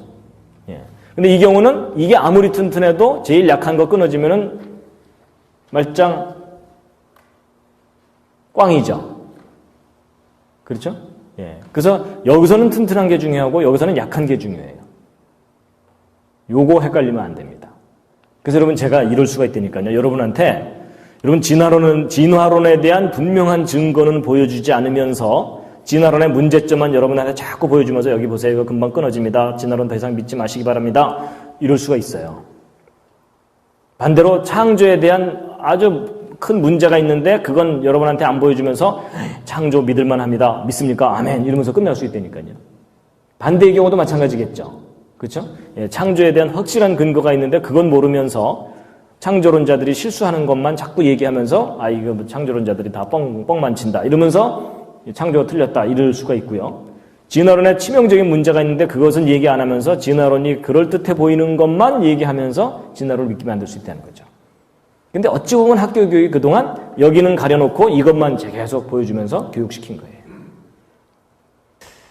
자, 이제 제가 이제 과학 얘기도 하고, 그 합리적인 그리고 과학적인 기적에 대해서도 말씀드렸는데요. 그래도 이제 한 가지 또 구체적으로 말씀드려야 될 게 뭐냐면 예수님의 기적을 우리가 도대체 어떻게 이해를 할 거냐. 예. 일단은 믿고 계시죠? 아닌가요? 믿고 계시죠? 예. 자, 여러분 예수님의 기적을 과학이 발달한 이 시대에 우리가 어떻게 이해하고 받아들일 거냐 하는 건데 뭐 이미 믿으시는 분들이야 이제 믿으시면 되지만 문제는 우리 다음 세대에 그 믿음을 전달을 해야 되는데 요즘 아이들이 무조건 믿으라 그래서 안 믿습니다. 그렇죠? 여러분 자신도 사실 무조건 믿으라 그랬을 때 그게 믿어지지가 않을 수가 있거든요. 그런데 이제 과학을 좀 정확하게 알고 나면 오히려 신앙의 세계가 더 선명하게 보입니다. 예수님의 기적에 대해서 이제 제가 3가지 예를 들어서 말씀드리면요. 예수님의 그 첫 번째 기적 아시죠? 예, 갈릴리 가나라는 지역에서 결혼식이 있었는데 결혼식 도중에 포도주가 떨어졌어요. 흥이 깨지잖아요. 그렇죠? 예. 그런데 예수님께서 기적을 베푸셔가지고 물로 포도주를 만드신 거예요. 항아리에다가 물을 잔뜩 부어라. 떠다 줘라. 이랬는데 포도주로 변한 거예요. 부러우시죠? 저는 심히 부러워요. 근데 그래서 이제 이 처음 표적을 갈릴리 가나에서 행했다 그랬는데 그러니까 여러분이 이 예수님이 물로 포도주를 만드신 사건은 데뷔하신 겁니다. 드디어. 그렇죠? 예. 메시아로서. 이게 이제 갈릴리 가나의 기념교회라고 합니다. 근데 여러분 물이 포도주로 변했다. 문과 출신 분들은 그런 대로 믿을 수도 있어요. 그렇죠? 물이 좀 상했나 보다. 이렇게 생각하면 되니까. 그런데 이과는 안 됩니다. 왜냐하면 물이 포도주로 변하려면 어떤 화학 반응이 일어나야 되냐면 H2O가 C2H5OH 알코올로 변해야 돼요. 그렇죠? 여러분 없던 탄소 생겼죠. 수소 숫자 안 맞죠. 엉망이에요. 여러분 학교 선생님이 저게 가능하다고 가르치면 그 선생님 어떻게 해야 돼요? 딴 데로 가시라 그래야 돼요. 그렇죠? 예, 아니 뭐 답이 여러 가지가 있을 수도 있어. 이러면서 가르치면 어떻게 해요? 그렇죠? 예. 근데 여러분 이건 무슨 법칙이 어긋납니까? 이게 화학 반응의 법칙에 어긋나요. 이론이 아니라 법칙에. 그런데도 여러분 저거 믿으세요? 근데 여러분 저런 거 믿으면 정상 취급받습니까? 비정상 취급받습니까? 비정상 취급받죠? 근데 여러분 지금 믿고 계시죠? 그러니까 여러분이 지금 정상입니까? 비정상입니까? 그런데 제가 이 예수님의 첫 번째 기적 때문에 잠깐 고민한 적이 있었어요. 무슨 고민을 했냐면 왜 예수님께서 이 땅에 오셔서 제일 첫 번째 하신 사업이 양조 사업일까?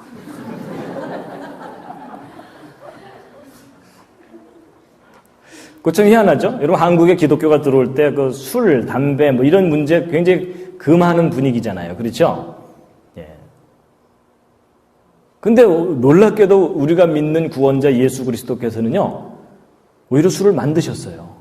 그것도 저 상황이 어떤 상황이냐면 이미 사람들이 취해 있는데 우리 정서 같으면 취했을 때 그러면 술 떨어졌을 때 기도하고서 헤어집시다 이러면 되잖아요. 근데 오히려 더 좋은 술을 만들어 주신 거예요. 그날 밤 저 사람들 어떻게 됐겠어요? 완전히 취했겠죠. 그렇죠? 왜냐면 역사상 가장 맛있는 포도주를 먹었잖아요. 근데 이제 그 다음날 아침에 깰 때 뒷골이 땡기진 않았을 거예요. 워낙 좋은 술이었기 때문에. 또 그렇다고 해갖고 또 이제 오늘 저녁부터 335 모여갖고 자 마셔 주님 하신 사업인데 도와드려야지 뭐 이러시면 안 됩니다. 그 심오한 뜻을 헤아리시기 전까지는 가볍게 행동하지 마시기 바랍니다. 자, 그 다음에 이제 예수님의 또 다른 기적이 이제 그 네 복음서에 다 나오는 소위 오병이어의 기적이라고 하는 건데 여러분 예수님을 따라다니는 사람들이 참 많았어요. 그래갖고 예수님이 어느 날 팬 관리 차원에서 배부르게 이제 먹이셨는데 재료는 조그만 아이가 이제 싸온 이제 떡 5개 하고 고기 2마리에 물고기 2마리. 그렇죠? 근데 그걸로 5,000명 이상을 먹였는데 남자만 5,000명이니까 여자 합치면 10,000명 거기다 애들 바글바글 이러면은 거의 하여튼 2만 명 가까운 사람을 배불리 먹인 거예요. 자, 여러분 이건 무슨 법칙이 어긋납니까? 이게 그 유명한 질량 보존의 법칙이 어긋나요. 그렇죠? 예, 여러분 그 떡 5개 물고기 2마리 해봤자 뭐 요만큼 되잖아요. 근데 그걸로 10,000명 이상을 먹이려면은 이 가득한 정도의 음식이 필요하니까 질량 보존의 법칙이 어긋납니다. 근데 저걸 어떻게 과학적으로 설명할 수 있냐는 거죠. 그랬더니 어떤 분이 저걸 또 억지로 설명하려고 또 뭐라 그러냐면 이게 버스만한 떡 5개하고 고래 2마리였다. 뭐 이러는 거예요. 근데 이제 그렇게 설명하면 또 문제가 뭐냐면 그게 애 도시락이냐 이거죠. 그렇죠? 꼬마가 고래 끌고 오면서 엄마가 싸줬어요. 뭐 이거 좀 이상하잖아요. 그렇죠?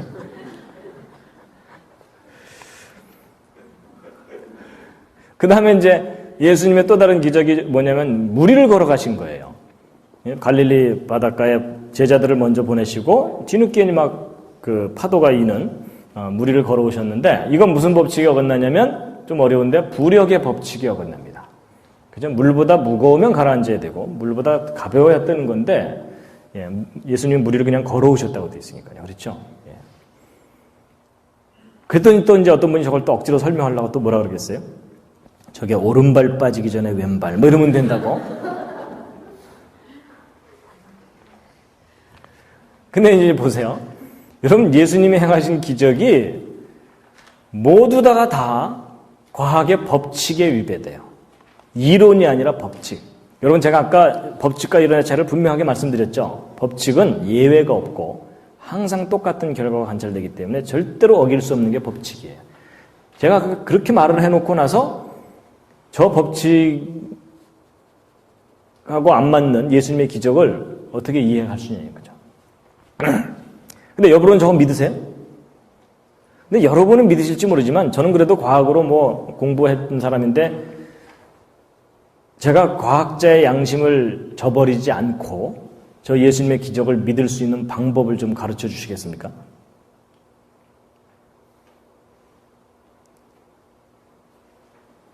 그냥 삥 둘러서서 안수기도 하면 되나요? 주여 이자가 믿게 하여 주시옵소서 이러면 되나요? 근데 이제 시간이 많지 않으니까 제가 그냥 요점만 말씀드리면요. 여러분 저는 과학을 공부했지만 저걸 믿어요. 그러면 사이비 과학자냐? 아닙니다. 여러분 과학을 정확하게 알면 신앙의 세계가 정확하게 보여요. 무슨 얘기냐면 여러분 저는 법칙이 뭔지 알거든요. 법칙은 절대로 어길 수가 없어요. 그런데 논리적으로 생각해보면 법칙은 절대로 어길 수가 없는데 만약에 그 법칙에서 벗어날 수 있는 존재가 있다면 그 존재는 그 법칙을 정한 분이에요. 또는 정한 분의 허락을 받았거나. 그건 논리적인 생각이에요. 여러분 법칙이라는 건 하나의 기준이에요. 그렇죠? 근데 그 기준이 있다는 얘기는 기준을 넘지 못하는 존재와 기준을 넘을 수 있는 존재를 구별하는 게 기준이에요. 맞죠? 그러니까 여러분 성경 읽으면서 두 가지 생각을 할 수 있는 거예요. 나 이거 황당해서 못 믿겠다. 이럴 수 있죠? 근데 그 반대로 뭘 발견할 수 있을까요? 아, 이분이 이 모든 법칙을 정하신 분이구나. 라고 생각하는 것도 합리적인 생각이라는 겁니다. 여러분 사람이요. 어떤 것을 맨날 이쪽에서만 보다가 정반대편에서 바라보면 너무나 다른 면이 보이는 경우가 있어요. 맞죠? 그 얘기입니다.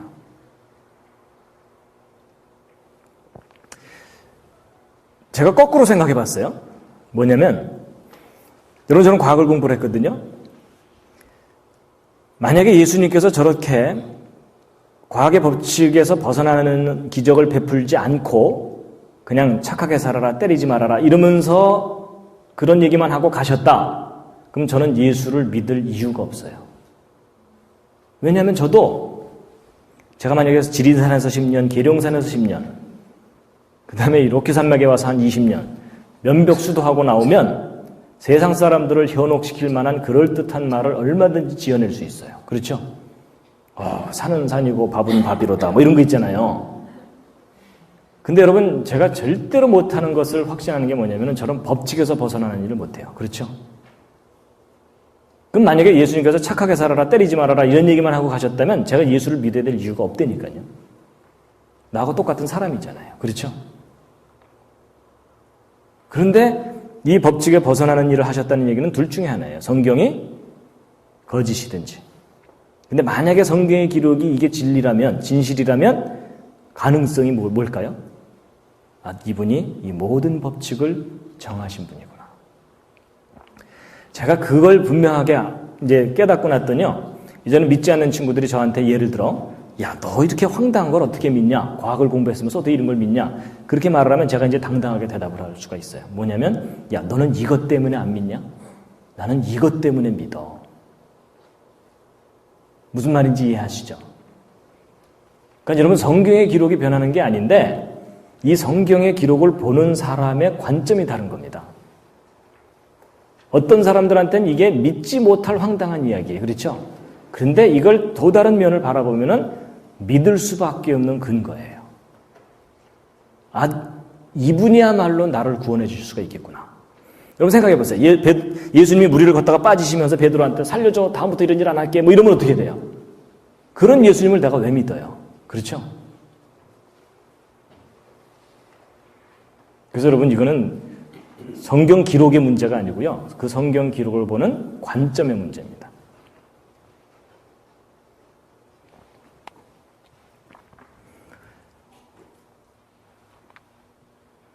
그래서 여러분 성경에 나오는 기적은 단순히 기적이라고 표현되어 있지 않습니다. 미러클이라고 되어 있지 않고요. miraculous sign 이렇게 되어 있거든요. sign이라는 표현으로 되어 있어요. 이건 과학적인 용어로 바꾸면 evidence입니다. 증거. 그래서 예수님께서 이 땅에 오셔서 기적을 베푸셨던 것은 우리에게 증거를 주신 거예요. 믿음에 대한 증거를. 그래서 그 과학자들이 발견한 법칙 중에 생명에 관한 절대적인 법칙이 하나 있습니다. 그게 무슨 법칙이냐면 죽음의 법칙입니다. 그렇죠? 그럼 우리는 다 죽어요. 제가 예언 하나 해드릴까요? 여러분 다 죽습니다. 그건 너무 쉬운 예언이에요. 그리고 그게 100% 맞아요. 그렇죠? 근데 그래서 그게 법칙이에요. 과학적인 용어로 얘기하면 죽음의 법칙입니다. 그게. 그래서 저 법칙은 아무도 벗어날 수가 없습니다. 맞죠? 그런데 예수님께서 이 땅에 오셔서 우리에게 보여주신 가장 강력한 증거가 뭐라는 겁니까? 바로 저 죽음의 법칙에서 벗어난 것을 보여주신 증거예요. 그래서 왜 기독교가 부활의 종교라고 얘기하냐면 그게 가장 강력한 증거거든요. 근데 오늘날 좀 우아한 기독교인들은 부활을 안 믿어요. 그렇죠? 가장 중요한 걸 안 믿는 거예요. 그러면서도 본인들이 상당히 우아한 지식인이라고 생각하는 겁니다. 근데 그건 잘못된 생각입니다. 그래서 이 죽음의 법칙에서 벗어난 분이 몇 분 계신 거 아세요? 예수님 말고도? 누가 있을까요? 에녹이요. 그렇죠? 그 다음에 엘리야, 또 나사로도 있었는데 자발적인 건 아니었어요. 그렇죠? 근데 에녹과 엘리야는 죽음을 보지 않고 올라갔어요. 그렇죠? 근데 예수님은 죽음을 경험하시고 다시 살아나시고 그리고 올라가시는 거죠. 그 차이입니다. 그러니까 2000년 전에 이 땅에 오셨던 예수 그리스도께서 우리에게 감히, 어떤 의미에서 보면 감히 이런 말을 하실 수 있는 거가 함께 읽겠습니다. 시작. 예수께서 가라사대 나는 부활이요 생명이니 나를 믿는 자는 죽어도 살겠고 무릇 살아서 나를 믿는 자는 영원히 죽지 아니하리니 이것을 내가 믿느냐. 여러분 제가 예전에 과학이라는 틀 안에 갇혀 있을 때는 저걸 못 믿었어요. 과학 안에서 증명돼야만 믿겠다고 생각했으니까. 그렇죠? 근데 과학이라는 틀 바깥이 있다는 것을 깨닫고 났더니 저게 뭔지 깨달아지더라고요. 그렇구나. 구원이라는 것은 이 3차원 세계 안에서 행복하고 기쁘게 사는 게 아닌 거구나. 그걸 제가 알게 된 겁니다. 자, 그 다음에 이제 중요한 이야기인데요. 요한복음 3장 3절에 있는 이해될 듯 잘 안 되는 말씀인데요. 함께 읽으시겠습니다. 시작. 예수께서 대답하여 가라사대 진실로 진실로 내게 이르노니 사람이 거듭나지 아니하면 하나님 나라를 볼 수 없느니라. 거듭나지 아니하면, 두 번 태어나지 않으면 천국을 못 간다. 그 얘기입니다. 일단 천국을 가고 싶은 사람에게 저 말씀은 적용돼요. 그렇죠? 천국이 있다는 것조차 모르는 사람한테는 저 말이 의미가 없고요. 근데 이제 이런 게 있습니다. 이제 예수도 모르고 교회도 모르고 성경도 모르고 하나님도 모르다가 예수 믿어야 구원받는다는 것을 어느 날 깨닫고 예수를 믿게 되고 교회를 다녀요. 근데 교회를 다니다 보면 이상한 소리를 또 하나 들어요. 그게 뭐냐면 거듭나셨습니까? 뭐 이런 거예요. 근데 그 말을 들으면 이제 헷갈리는 거예요. 아니, 예수 믿으면 되는 줄 알았더니 뭐가 또 더 있네. 근데 이제 보세요. 여러분 이제 겉으로 대답 안 하셔도 됩니다. 여러분 마음으로 한번 대답해 보세요. 여러분 거듭나셨습니까? 내지는 정말 거듭나셨습니까? 이렇게 물어보면 마음속에서 갈등을 해야 돼요. 그렇죠? 왜 갈등을 해야 되는지 아세요? 여러분 저걸 해결하려면 뭘 정확하게 알아야 되냐면 거듭나는 게 뭔지를 정확하게 알아야 저게 해결돼요. 그렇죠? 거듭나는 게 뭔지를. 근데 거듭나는 게 뭔지에 대해서 사람들이 저마다 생각이 달라요. 그렇죠? 저도 이제 생각하기를 마음이 새로워지는 게 거듭나는 건가? 아닙니다. 여러분 그게 거듭나는 거라면 저는 700번도 더 거듭났어요. 지금까지 살면서 마음이 새로워지는 경우가 많았거든요. 근데 그거는 아니잖아요. 그래서 저도 이제 저것 때문에 고민이 됐었는데요. 여러분 제가 지금부터 설명드리는 내용은 정답이 아닐 수도 있어요. 그렇지만 여러분들의 생각에 도움은 되실 겁니다. 자, 근데 거듭남의 비밀, 제가 나름대로 과학의 원리와 성경의 원리를 이렇게 비교하면서 생각하다가, 이게 거듭나는 거겠구나, 라고 이제 깨달은 것인데요. 여러분, 요한복음 3장에 이제 그 배경이 있는데요. 자, 1절만 읽겠습니다. 시작. 바리새인 중에 니고데모라 하는 사람이 있으니 유대인의 관원이라. 여러분, 니고데모라는 사람은 바리새인이라는 얘기는 그때 당시 유대인들 중에 종교적으로 잘 훈련받은 사람들이에요. 그러니까 종교적으로는 거의 이제 달인이다 할 정도로, 그 다음에 유대인의 관원이라는 얘기는 그때 당시 로마 지배에 있었는데 관원으로 출세했다는 얘기는 세상적으로도 출세한 거예요. 그러니까 종교적으로나 세상적으로 보나 엘리트예요. 리더죠, 리더. 그렇게 갖추어진 사람이 밤에 예수님께 와갖고 선생님 참 훌륭한 일을 많이 하셨습니다. 라고 이제 막 칭찬을 한 거예요. 근데 예수님께서 거기에 대해서는 대꾸도 안 하시고 아주 본질적인 얘기를 그냥 바로 하시는 거예요. 그러면서 요점을 이제 말씀하신 게 바로 이제 이건데 3절, 4절 함께 한번 다시 읽으시겠습니다. 시작. 예수께서 대답하여 가라사대 진실로 진실로 네게 이르노니 사람이 거듭나지 아니하면 하나님 나라를 볼 수 없느니라. 니고데모가 가로되 사람이 늙으면 어떻게 날 수 있삼나이까? 두 번째 모태에 들어갔다가 날 수 있삼나이까?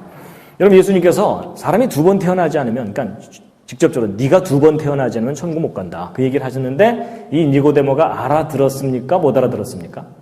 못 알아들었어요. 그래서 뭐라고 대답했냐면 그럼 제가 어머니 뱃속을 다시 들어갔다 나와야 되나요? 이런 거예요. 그랬더니 예수님께서 그거야. 그러셨나요? 아니에요. 그게 아니라 그러시면서 뭔가를 막 설명을 하시는데 이게 또 알쏭달쏭이에요. 여러분 그 다음 말씀, 예수님의 말씀 이게 이해가 되는지 한번 읽어보세요. 자, 시작. 예수께서 대답하시되 진실로 진실로 네게 이르노니 사람이 물과 성령으로 나지 아니하면 하나님 나라에 들어갈 수 없느니라.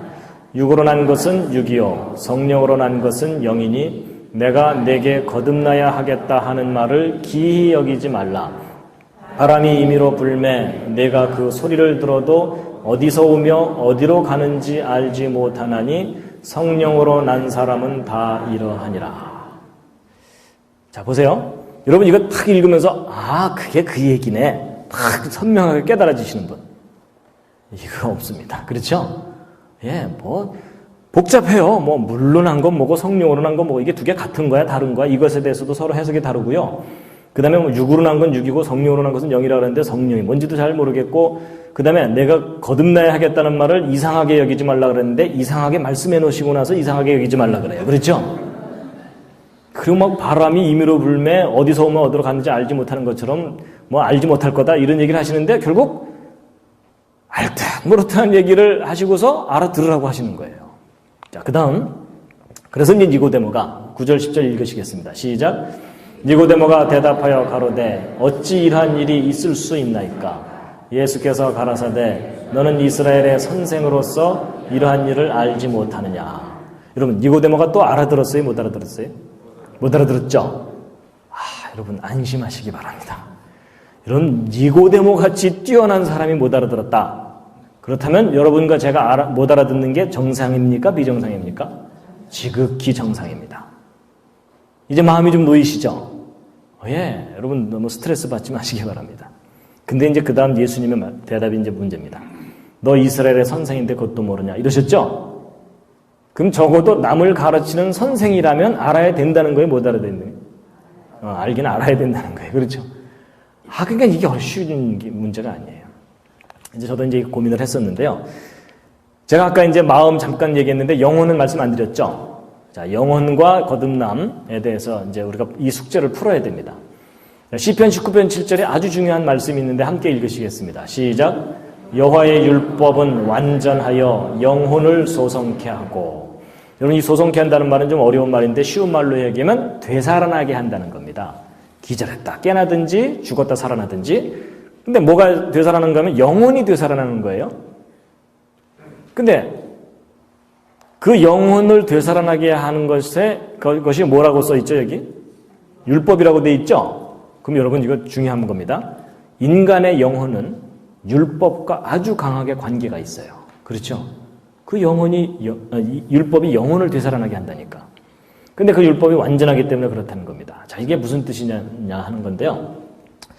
영혼보다는 조금 쉬운 마음을 갖고 우리가 좀 먼저 풀어보겠습니다.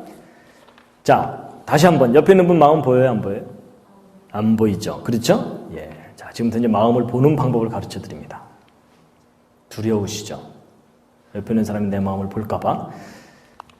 자, 여러분 첫 번째 원리가 차원입니다. 무슨 얘기냐? 여러분 길이를 재려면 자로 재고 무게를 재려면 저울로 재죠. 그렇죠? 예, 그래서 키 170cm, 몸무게 60kg 맞는 표현이죠? 근데 예를 들어 키 60kg, 몸무게 170cm 잘 돌봐줘야 됩니다. 그렇죠? 근데 여러분 이게 굉장히 간단한 얘기 같은데 중요한 원리입니다. 뭐냐? 첫째, 길이는 길이로 재고 무게는 무게로 재요. 시간은 시간으로 인식하게 돼 있습니다. 그러니까 왼쪽과 오른쪽이 같은 차원일 때 인식해요. 그러면 이제 쉬워요. 여러분 옆에 있는 사람 마음을 알려면 나의 무엇으로 알아요? 나의 마음으로 아는 겁니다. 제가 아까 옆에 있는 사람 마음 한번 보이나 보십시오 그랬을 때 제 말이 틀린 말이에요. 그렇죠? 눈으로 보라 그러니까 틀린 말입니다. 옆에 있는 사람이 나를 좋아하는지 싫어하는지는 내 마음으로 인식하는 겁니다. 이해가 되시죠? 예. 그래서 이제 일단 첫 번째 차원이 같아야만 인식이 된다는 겁니다. 자, 두 번째가 이제 뭐냐면 질서입니다. 질서. 뭐냐? 여러분 이 왼쪽 자하고 오른쪽 자를 비교해 보면 이 오른쪽 자 문제가 심각하죠. 저걸 갖고 아무리 길이를 재봤자 길이를 잴 수가 없죠. 두 번째가 질서입니다. 무슨 얘기냐? 여러분 옆에 있는 사람 마음을 내가 읽으려면 내 마음에 뭐가 있어야 될까요? 질서가 있어야 됩니다. 이런 식으로 얘기하면 여러분 내가 지금 화가 나서 씩씩거리고 있으면 옆에 있는 사람 마음이 읽혀요? 안 읽혀요? 안 읽혀요. 그렇죠? 그리고 여러분 살다 보면 그런 경우 있죠. 나도 요즘 내 마음을 잘 모르겠어. 뭐 이런 경우 있죠. 그런 경우에 자기 마음도 지금 인식이 안 되는데 다른 사람 마음을 헤아릴 수 있어요? 없어요? 안 돼요. 그러면 내가 내 마음을 제대로 인식하려고 해도 내 마음에 질서가 있어야 되고요. 상대방의 마음을 읽으려고 해도 내 마음에 질서가 있어야 됩니다. 그래가지고 질서가 있어야 됩니다. 그래서 결국 그 상담하고 그러는 게 뭐냐면 마음의 질서가 있는 사람이 마음의 질서가 흐트러진 사람을 질서를 잡아주는 거예요. 그렇죠? 그래서 보통 사람이 마음이 차분하게 가라앉아 있어야 다른 사람 마음이 읽혀요. 늘 흥분돼서 돌아다니는 사람은 다른 사람 마음을 읽지를 못합니다. 굉장히 쉽죠? 자, 세 번째. 여러분 질서라고 다 질서가 아니고 표준 질서입니다. 이게 중요합니다. 여러분 위에 있는 자나 아래에 있는 자나 둘 다 질서를 갖고 있는데 위에 있는 자가 표준자면은 밑에 있는 자는 짝퉁이죠. 그렇죠? 이 밑에 있는 자를 갖고 아무리 돌아다녀 봤자 의미가 없죠. 제가 예를 들어 요 앞에 앉은 학생 얼굴 크기를 잰다고 할 때 여러분 여기 눈금이 없으니까 못 잴 거 아니에요? 그래서 제가 여기다 이제 나름대로 자를 만들기 위해서 질서를 정확하게 3등분을 딱 해갖고 질서를 만들었어요. 근데 이제 문제는 뭐냐면 제가 여기다가 1m, 2m, 3m 이렇게 해놓고 이 앞에 앉은 학생 얼굴 크기를 재봤더니 3m가 넘어. 틀린 거 아시겠죠? 그냥 질서라고 다 질서가 아니라 표준 질서가 있다는 거예요. 그럼 여러분 제가 이 앞에 앉은 학생 얼굴 크기를 제대로 지려면은 이걸 어떻게 해야 되냐면 제가 눈금을 매겨야 되는 게 아니에요. 어떻게 해야 돼요? 국제 표준자 있죠. 국제 표준자에다 갖다가 딱 붙여놓고 나서 그 눈금을 그대로 내려받으면 이건 그때부터 국제 표준자가 돼요. 맞죠? 그 다음부터 이제 그걸 가지고서 사람의 얼굴 크기든지 뭐든지 재면은 그게 이제 정확하게 모든 것을 인식하는 거예요. 이해가 되시죠? 그래서 이제 표준자라는 것은 절대적이고 완전하다는 뜻이거든요. 그럼 이제 영혼도 마찬가지입니다. 여러분, 옆에 있는 사람의 영혼을 인식하려면 첫 번째가 차원이 같아야 된다 그랬죠? 그럼 옆에 있는 사람 영혼을 알려면 나의 무엇으로 알아요? 나의 영혼으로 아는 겁니다. 그럼 두 번째는 내 영혼에 뭐가 있어야 되죠? 질서가 있어야 되는데 이 질서가 허물어진 사람들이 많기 때문에 자기 자신에게 영혼이 있는지를 모르는 겁니다. 그래서 내 영혼에 질서가 있어야 되는데 세 번째는 무슨 질서요? 표준 질서가 있어야 된다 그랬죠? 이 표준, 완전한 질서, 이걸 알고 나서 시편 19편 7절을 다시 읽으면 이 완전하여라는 말이 왜 있는지를 아실 겁니다. 함께 다시 한번 읽으시면요. 시작. 여호와의 율법은 완전하여 영혼을 소성케 하고. 여호와의 율법이 뭐라고요? 표준이라는 뜻입니다. 여러분, 영혼을 영어로 스피릿이라고 해요. 소울, 스피릿 이렇게 얘기하죠. 여러분 혹시 그 해병대 스피릿 아세요? 해병대 스피릿 한마디로 표현한 게 뭡니까? 한 번 해병은 영원한 해병. 그렇죠? 여러분 그게 무슨 얘기냐면 어떤 사람이 해병대에 들어가서 거기서 막 훈련받고 교육을 받았는데 그게 너무나 마음에 들어. 그래서 평생 거기서 훈련받고 교육받은 그 철학을 갖고 평생을 살면 그 사람은 무슨 스피릿을 갖고 살게 될까요? 해병대 스피릿을 갖고 사는 겁니다. 예를 들어 어떤 사람이 불교 교육을 받았어요. 그럼 마음에 들어요. 그래서 평생 그 정신을 갖고 살아요. 그럼 그 사람은 무슨 스피릿을 갖고 살게 될까요? 불교적인 스피릿을 갖고 살게 됩니다. 어떤 사람이 성경을 교육받고 성경의 질서와 규범이 마음에 들어갔고 그걸 평생 자기 기준으로 삼고 살잖아요. 그럼 그 사람은 무슨 스피릿을 갖고 살게 된 걸까요? 성경적인 스피릿을 갖고 사는데 그것을 보통 이 성경을 우리가 거룩한 기록이라고 하기 때문에 거룩한 스피릿, 홀리 스피릿을 갖고 살게 된다는 겁니다. 이해가 되시나요? 자, 그럼 이제 퀴즈입니다. 여러분 불교 교육을 받은 사람과 성경 교육을 받은 사람이 둘이 만나서 대화를 하면 스피릿이 통하나요? 안 통하나요? 네, 그러니까 단답형으로 대답하시면 안 됩니다. 어떤 건 통하고 어떤 건 안 통해요. 그렇죠? 착하게 살자 통해요. 그렇죠? 근데 뭐가 안 통할까요? 구원에 관한 가장 중요한 문제가 안 통해요. 그렇죠? 그래서 그걸 뭐라고 얘기를 해요? 우리가 스피릿이 다르다고 얘기해요. 여러분 그 영혼에 관해서 사람들이 가장 잘못 오해하고 있는 것 중에 하나가 이 헐리우드 영화가 그걸 영혼에 대해서 오해하게 만들었어요. 헐리우드 영화에 보면 영혼이 어떻게 표현되어 있어요? 사람 죽으면 뭐 이렇게 빠져나가는 거. 그렇죠? 그게 헐리우드적인 잘못된 영혼에 대한 인식입니다. 그리고 어떤 사람들은 영혼의 무게를 잰답시고 어떤 과학자가 죽기 직전에 사람을 저울 위에다가 올려놓고 죽기 전하고 죽기 후하고 눈금 달라지는 거 보는 거예요.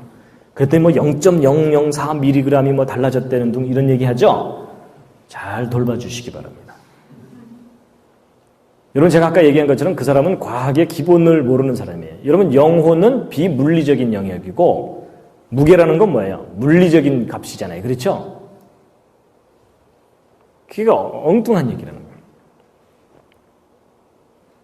그래서 여러분 스피릿이라는 것은 인간이 외부로부터 메시지를 받아들였을 때 스피릿이 형성되게 되어 있습니다. 자, 그러면 이제 드디어 거듭남에 대해서 이제 말씀드릴 이제 차례가 됐습니다. 이제 앞에 부분을 이제 이해를 하셔야 거듭남이 이제 좀 더 분명하게 이해가 되는데요.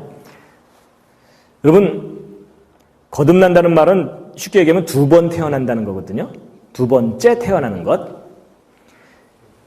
여러분, 첫 번째 태어난다는 게 있으니까 두 번째 태어나는 게 있는 거죠. 맞죠?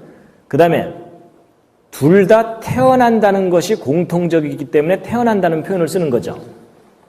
그렇다면 여러분 두 번째 태어나는 걸 정확하게 알려면 먼저 뭐부터 정확하게 알아야 되겠어요? 첫 번째 태어나는 걸 정확하게 이해해야 두 번째 태어나는 거가 풀려요. 그렇죠? 그래서 이제 첫 번째 태어나는 거는 보세요.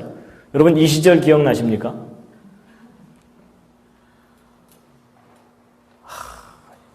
이건 환상적인, 그렇죠? 이건 정말 마술과 같은, 뭐 마술이라고 표현하면 안 되죠. 이건 너무나 놀라운 기적이 일어나는 장면인데요. 여러분 아버지의 정자와 어머니의 난자가 결합이 돼서 사람이 태어나게 돼 있는데 이런 과정을 누가 설계하셨죠? 창조자 하나님이 설계하셨어요. 이제 첫째 날 강의한 대로요. 그래서 여러분 이런 과정을 통해서 태어나는 것이 바로 첫 번째 태어나는 건데 여러분과 제가 다 겪은 일이에요. 맞죠? 이미 여러분과 저한테는 이미 과거가 된 사건입니다. 그래서 이렇게 태어나게 되는 것이 첫 번째 태어나는 건데 자, 다시 한번 이제 구체적인 원리를 설명드리면 여러분 이 정자는 요 부분에 이 머리 부분에 유전 정보가 들어 있습니다. 그리고 여기에 에너지가 있고 꼬리가 있어요. 그래서 이 에너지를 사용해 가지고 이 꼬리로 헤엄을 쳐서 여기 있는 유전 정보를 난자에게 전달하는 것이 이 정자의 최고의 임무예요. 그렇죠? 근데 이제 이 난자는 그 자체로 완벽한 생명체라고 볼 수 있어요. 그래서 이 난자는 그 자체로 한평생을 살아요. 그래서 난자는 만들어져서 배란이 돼서 끝날 때까지 한평생을 살게 되는데 근데 이 난자가 한 사이클을 사는 동안 어떤 특별한 사건이 일어나지 않으면 이 난자는 그대로 끝나요.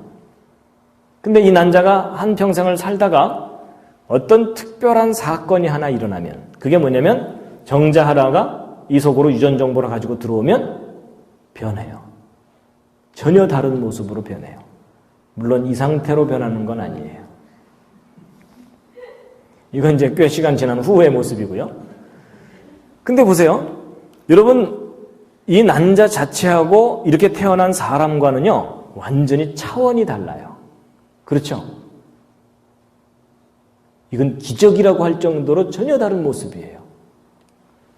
근데 이제 이렇게 태어난 사람이 이제 이렇게 해서 이렇게 태어난 사람이 역시 이 난자처럼 또 한 사이클의 삶을 살아요. 여러분과 저같이 한평생을 살아요.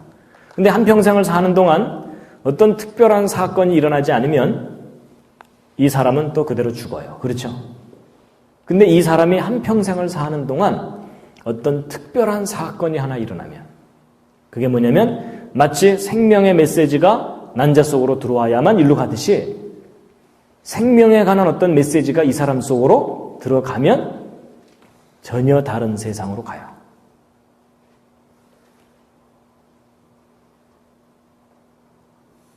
뭔가 좀 닮지 않았습니까?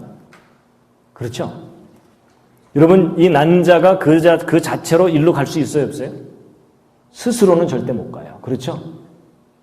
외부에서 뭔가 생명에 관한 정보가 들어가야만 가요. 근데 사람도 마찬가지입니다. 여러분, 사람이 태어났다고 다 천국 가나요? 그게 아니라고 성경이 얘기하고 있어요. 그렇죠? 나로 말미암지 않고는 아버지께로 올 자가 없다. 이렇게 돼 있죠? 그렇다는 얘기는 외부로부터 뭔가가 들어와야 된다는 얘기죠? 외부적인 어떤 것에 의해서 영향을 받아야만 간다는 거예요. 사람이 마찬가지입니다. 스스로 못 가요. 외부에서 뭔가가 들어와야 돼요. 그런데 이게 이쪽으로 가려면 생명에 관한 메시지가 필요하죠. 사람에게 역시 필요한 게 뭐겠어요? 생명에 관한 메시지가 필요하다는 거죠. 여러분, 이 난자는 이 정자를 받아들일 수 있도록 설계되어 있어요. 근데 여러분, 아시는 분은 아시겠지만 이 난자가 이 표면에서 이 정자가 못 들어오도록 딱 블로킹을 할 수가 있어요. 딱 블로킹을 하면은 아무리 해도 못 들어가요. 그렇죠? 근데 사람도 마찬가지입니다. 사람도 외부로부터 어떤 메시지를 받아들일 수 있도록 설계가 돼 있어요. 근데 마음을 딱 닫으면 그 메시지가 자기 안으로 안 들어와요.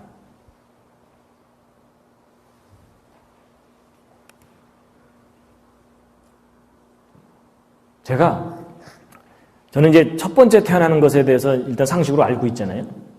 저는 하나님이 창조하신 세상의 원리하고 성경에서 가르치는 내용하고 뭔가 좀 닮은 게 없나 이렇게 생각하다가 제가 어느 날 이건가 보다 하고 제 나름대로 깨달은 겁니다. 그래서 사람이 참 신기한 게 뭐냐면요. 이 말이에요, 말. 이 말이 파워가 있는 거 아세요? 말이 파워가 있습니다. 우리가 실험해 볼 수도 있어요. 여러분 여기 계신 분들이요. 서로 이제 짜고 어느 한 분을 만날 때마다 부정적인 말을 한번 해보세요. 만날 때마다 인상이 안 좋으시군요. 못됐다는 얘기 많이 들으시죠? 뭐 이러면서. 그럼 처음에는 그냥 그런 대로 버티다가 모든 사람이 그렇게 얘기하면은 그 사람 어떻게 될까요? 이 밴쿠버를 떠나든지. 안 떠나면 어떻게 될까요? 심각한 상황으로 변해요. 그렇죠? 그게 사람 말의 파워입니다. 근데 반대로 이제 만날 때마다 좋은 얘기를 해주는 거예요. 잘생기셨군요. 어떻게 마음이 좋으세요? 막 이러면서 막 긍정적으로 쫙 해주면 그 사람 어떻게 될까요? 신이 나요. 얼굴이 확 피고요. 맞죠? 여러분, 사람의 말도 파워가 있어요. 그 정도가 아니고 어떤 사람이 그냥 지나가는 말로 한마디 툭 던졌는데 그 말이 마음에 걸려갖고 결국은 자살까지 하는 경우도 있죠.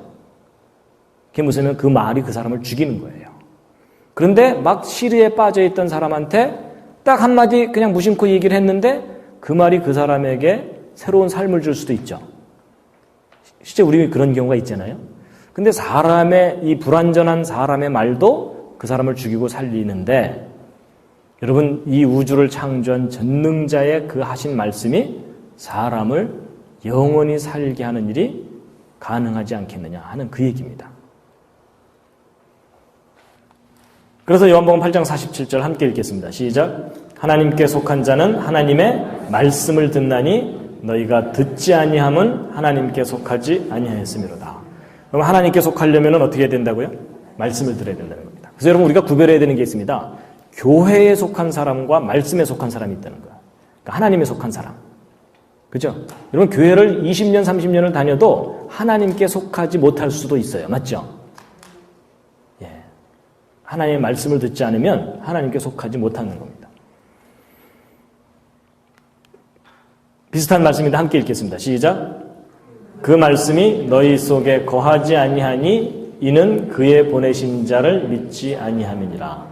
여러분 그의 보내신 자가 하나님이 우리의 구원을 위해서 보내신 자가 예수 그리스도죠. 그러니까 예수를 믿는다는 것에 대한 근거가 뭐라고요? 말씀입니다. 그래서 여러분 예수를 믿는다는 얘기는 교회를 다닌다는 얘기가 아니고요. 11조 낸다는 얘기가 아니고 정말 본질적인 건 뭐냐면은 예수님이 하신 말씀이 내 안에 살아있어야 된다는 겁니다. 그래서 요한복음 8장 37절 함께 읽겠습니다. 시작. 나도 너희가 아브라함의 자손인 줄 아노라. 그러나 내 말이 너희 속에 있을 곳이 없으므로 나를 죽이려 하는도다. 이 부분이 좀 재미있는 장면인데요. 좀 이상하기도 하고 재미있는 장면인데 예수님이 이스라엘 사람들하고 막 이렇게 얘기하다가 니네들이 지금 나를 죽이려고 그래. 이런 얘기를 하신 거예요. 좀 이상하죠? 예를 들면 이런 겁니다. 제가 막 이렇게 강의하다 말고 여러분이 지금 저를 죽이려고 그래요. 이러면은 제가 미친 거죠. 근데 예수님이 그런 얘기를 하셨어요. 그래가지고 성경 보시면요.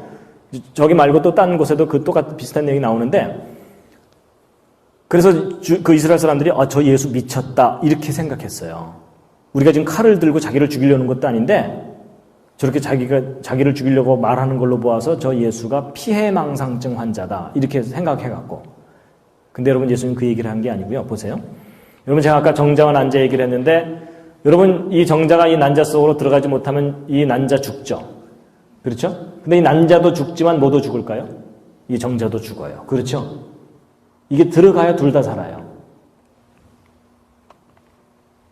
자, 보세요. 여러분, 여러분, 잠깐 좀 일어나 주시겠습니까? 라고 말을 했는데, 여러분이 일어난다. 그러면 제 말이 살은 거예요, 죽은 거예요? 제 말이 살은 겁니다. 근데 제가 만약에 여러분 잠깐 좀 일어나 주시겠습니까? 그랬는데, 여러분이 아무도 안 일어나. 그럼 제 말이 죽은 거예요, 살은 거예요? 죽은 거예요. 그 얘기를 하시는 거란 거죠. 여러분, 제가 벌써 3일째 여러분하고 이렇게 강의하고 있잖아요. 3일 동안 제가 막 강의를 열심히 하고 있는데 여러분이 아무도 제 얘기를 안 들어. 막 중간에 나가고 막 자고 막 떠들고 막 이래요. 그럼 제가 마음이 어떨까요? 죽고 싶어요. 그렇죠? 이해가 되시죠? 그러니까 예수님이 그 얘기를 하시는 거예요. 나는 너희들이 영원한 생명을 가질 수 있도록 내가 말을 하러 왔다. 이 말을 너희들이 받아들이면 너희는 영원한 세계로 가게 될 거다. 근데 이 말을 너희들이 도무지 받아들이지 않으니까 너희가 나를 죽이는 거다. 왜냐하면 나는 이 말을 가지고 온 존재일 뿐만 아니라 그 말 자체다라는 거예요. 그래서 여러분 요한복음 6장 63절 참 중요한 말씀입니다. 함께 읽겠습니다. 시작. 살리는 것은 영이니 육은 무익하니라. 내가 너희에게 이른 말이 영이요 생명이라. 보세요. 여러분이나 저는 지금 다 살아있죠? 그렇죠? 여러분 살아있는 사람에게 살린다는 얘기를 쓴다는 것은 우리가 지금 살고 있지만 살고 있는 게 아니란 얘기예요. 우리는 언젠가는 죽잖아요. 그렇죠? 죽지 않고 영원한 세계로 가게 하는 것, 그걸 말하는 겁니다. 그것은 영이지 육이 아니라는 겁니다. 그래서 여러분과 제가 정자와 난자의 유전 정보를 갖고 태어난 것 자체가 영원히 가는 게 아니에요. 이건 그냥 소멸되고 맙니다. 그런데 우리를 영원한 세계로 가게 하는 것은 영인데, 근데 이 영이 뭐냐면 내가 너희에게 이른 말이 영이라는 거예요. 근데 여러분, 예수 그리스도의 영이 뭐죠? 그게 성령이에요. 그렇죠?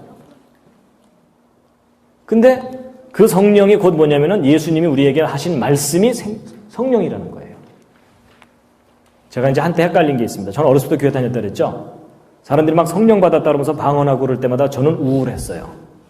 왜 그랬을까요? 저는 방언을 못하거든요. 지금도 못해요. 근데 방언 받은 것이 성령 받은 것의 증거인 것처럼 막 사람들이 얘기할 때마다 저는 답답했어요. 나는 아직 성령 못 받았네 이러면서 우울했어요. 근데 그게 큰 오해였어요. 여러분 저는 막 가슴이 뜨거워지는 일도 없었지만 물론 있긴 있었어요. 하나님 만나고 감격은. 근데 막 불을 방역에 이런 거 없어요. 근데 저는 지금 성령 받았다고 우기고 있어요. 제가 성경 말씀을 봤더니 예수님이 우리에게 하신 말씀을 가지고 있으면 그게 성령을 받은 거예요. 그게 제 안에 있거든요. 그리고 이제 뒤늦게 깨달은 게 뭔지 아세요? 제가 방언을 못하는 줄 알았더니요. 제가 방언을 잘하고 있더라고요. 뭔지 아세요? 그럼 일반 사람들한테는 과학 용어가 다 방언입니다. 맞죠? 근데 제가 지금 그 방언을 일반 사람들이 쉽게 알아들을 수 있도록 통역도 해주고 있더라고요. 맞죠? 제가 오늘 깨닫고 나서 하나님 감사합니다. 제가 방언을 받은 정도가 아니라 방언을 통역하고 있군요. 여러분 경제하는 사람들이 쓰는 용어 뭐 코스닥, 나스닥 뭐 이런 얘기 잘 쉽게 알아들어요? 못 알아들어요? 못 알아듣죠? 그 방언이에요. 근데 그 방언 속에 담겨있는 하나님의 뜻이 있어요. 하나님이 경제에 관한 메시지를 주시거든요. 근데 그걸 경제적인 용어로 표현을 하고 그걸 또 잘 풀어서 사람들에게 전달하면 그건 방언을, 하나님이 주신 방언을 통역하는 거다라고 저는 그렇게 우기고 있어요. 그래서 여러분 지금은요 각 분야의 방언을 통역해주는 사람들이 필요해요. 복음 안에서 통일된 언어로 해석해주고 이러는 것이. 저는 그렇게 생각해요. 근데 가장 중요한 건 말씀이라는 거예요, 결국은. 그래서 요한복음 17장 8절 함께 읽겠습니다. 시작. 나는 아버지께서 내게 주신 말씀들을 저희에게 주었사오며 저희는 이것을 받고 내가 아버지께로부터 나온 줄을 참으로 아오며 아버지께서 나를 보내신 줄로 믿었사옵나이다. 여러분 요한복음 17장은 예수님의 대제사장으로서 하나님께 기도한 내용이거든요. 그랬을 때에 예수님의 임무가 여기 나와 있는데 뭐라고요? 아버지께서 내게 주신 말씀을 누구에게? 사람들에게 주는 거예요. 그렇죠? 그거 전달해 주러 오신 거예요. 이 세상을 살리는 건 하나님의 말씀이기 때문에. 그래서 여러분 기독교가 그래서 신비한 종교예요. 형태를 만들어서 섬기지 말라고 하셨잖아요. 하나님께서. 그렇죠? 그러면서 하나님께서 제일 강조한 게 뭐예요? 말씀이에요. 그래서 그 눈에 보이지 않는 말씀을 받아들이면 그 사람이 사는 거예요.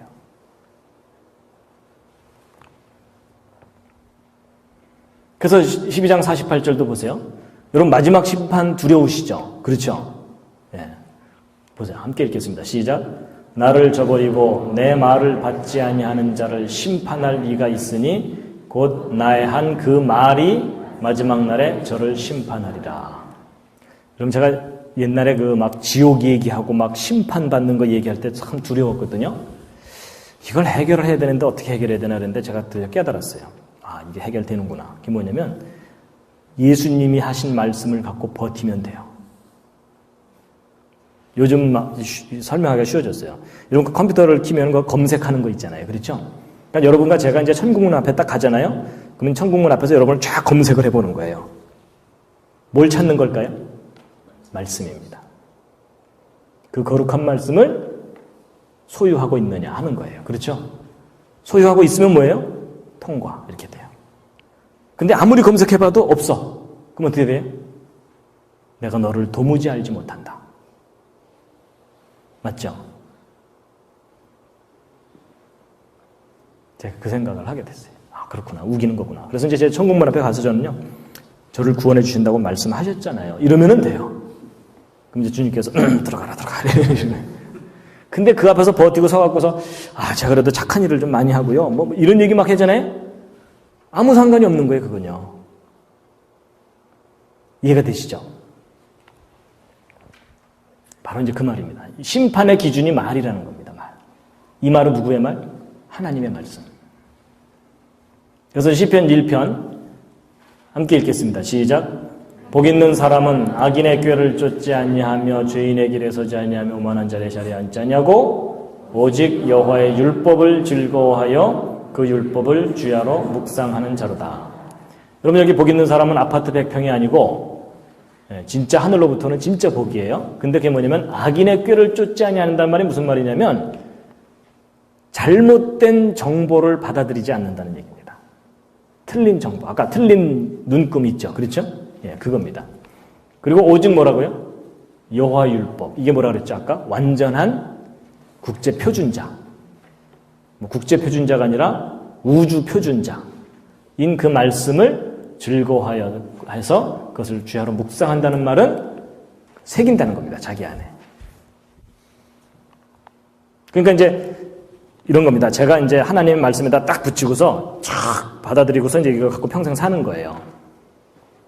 그럼 나중에 이제 하나님 앞에 딱 가갖고서 둘이 탁 대보는 거예요. 짠! 하고 만지면 서로가 서로를 아는 거예요. 그렇죠? 내가 너를 알고 네가 나를 알고. 근데 이제 제가 나름대로 제 철학을 갖고 막 살다가 나중에 하나님 앞에 가갖고서 딱 대봤더니 하나도 안 맞아. 그럼 어떻게 돼요? 내가 너를 도무지 알지 못한다. 이렇게 된다는 거죠.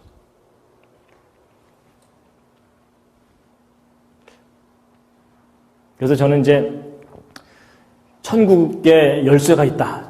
저 그렇게 생각합니다. 그 천국의 열쇠는 뭐냐? 하나님의 말씀이다. 그래서 함께 읽으시겠습니다. 시작. 진실로 진실로 너희에게 이르노니 사람이 내 말을 지키면 죽음을 영원히 보지 아니하리라. 영원히 산다는 거잖아요. 영생. 영생의 중요한 기준이 말씀을 지키는 거라고.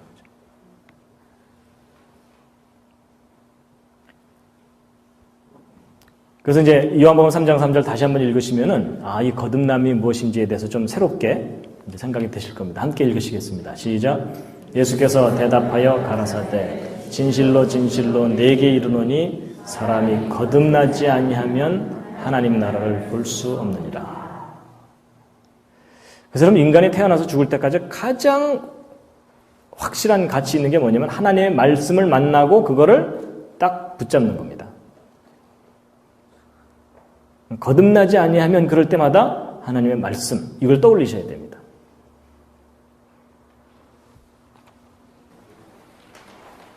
내가 과연 거듭났는가 하는 질문에 대해서 아주 확신을 가지고 대답하실 수 있기를 바랍니다.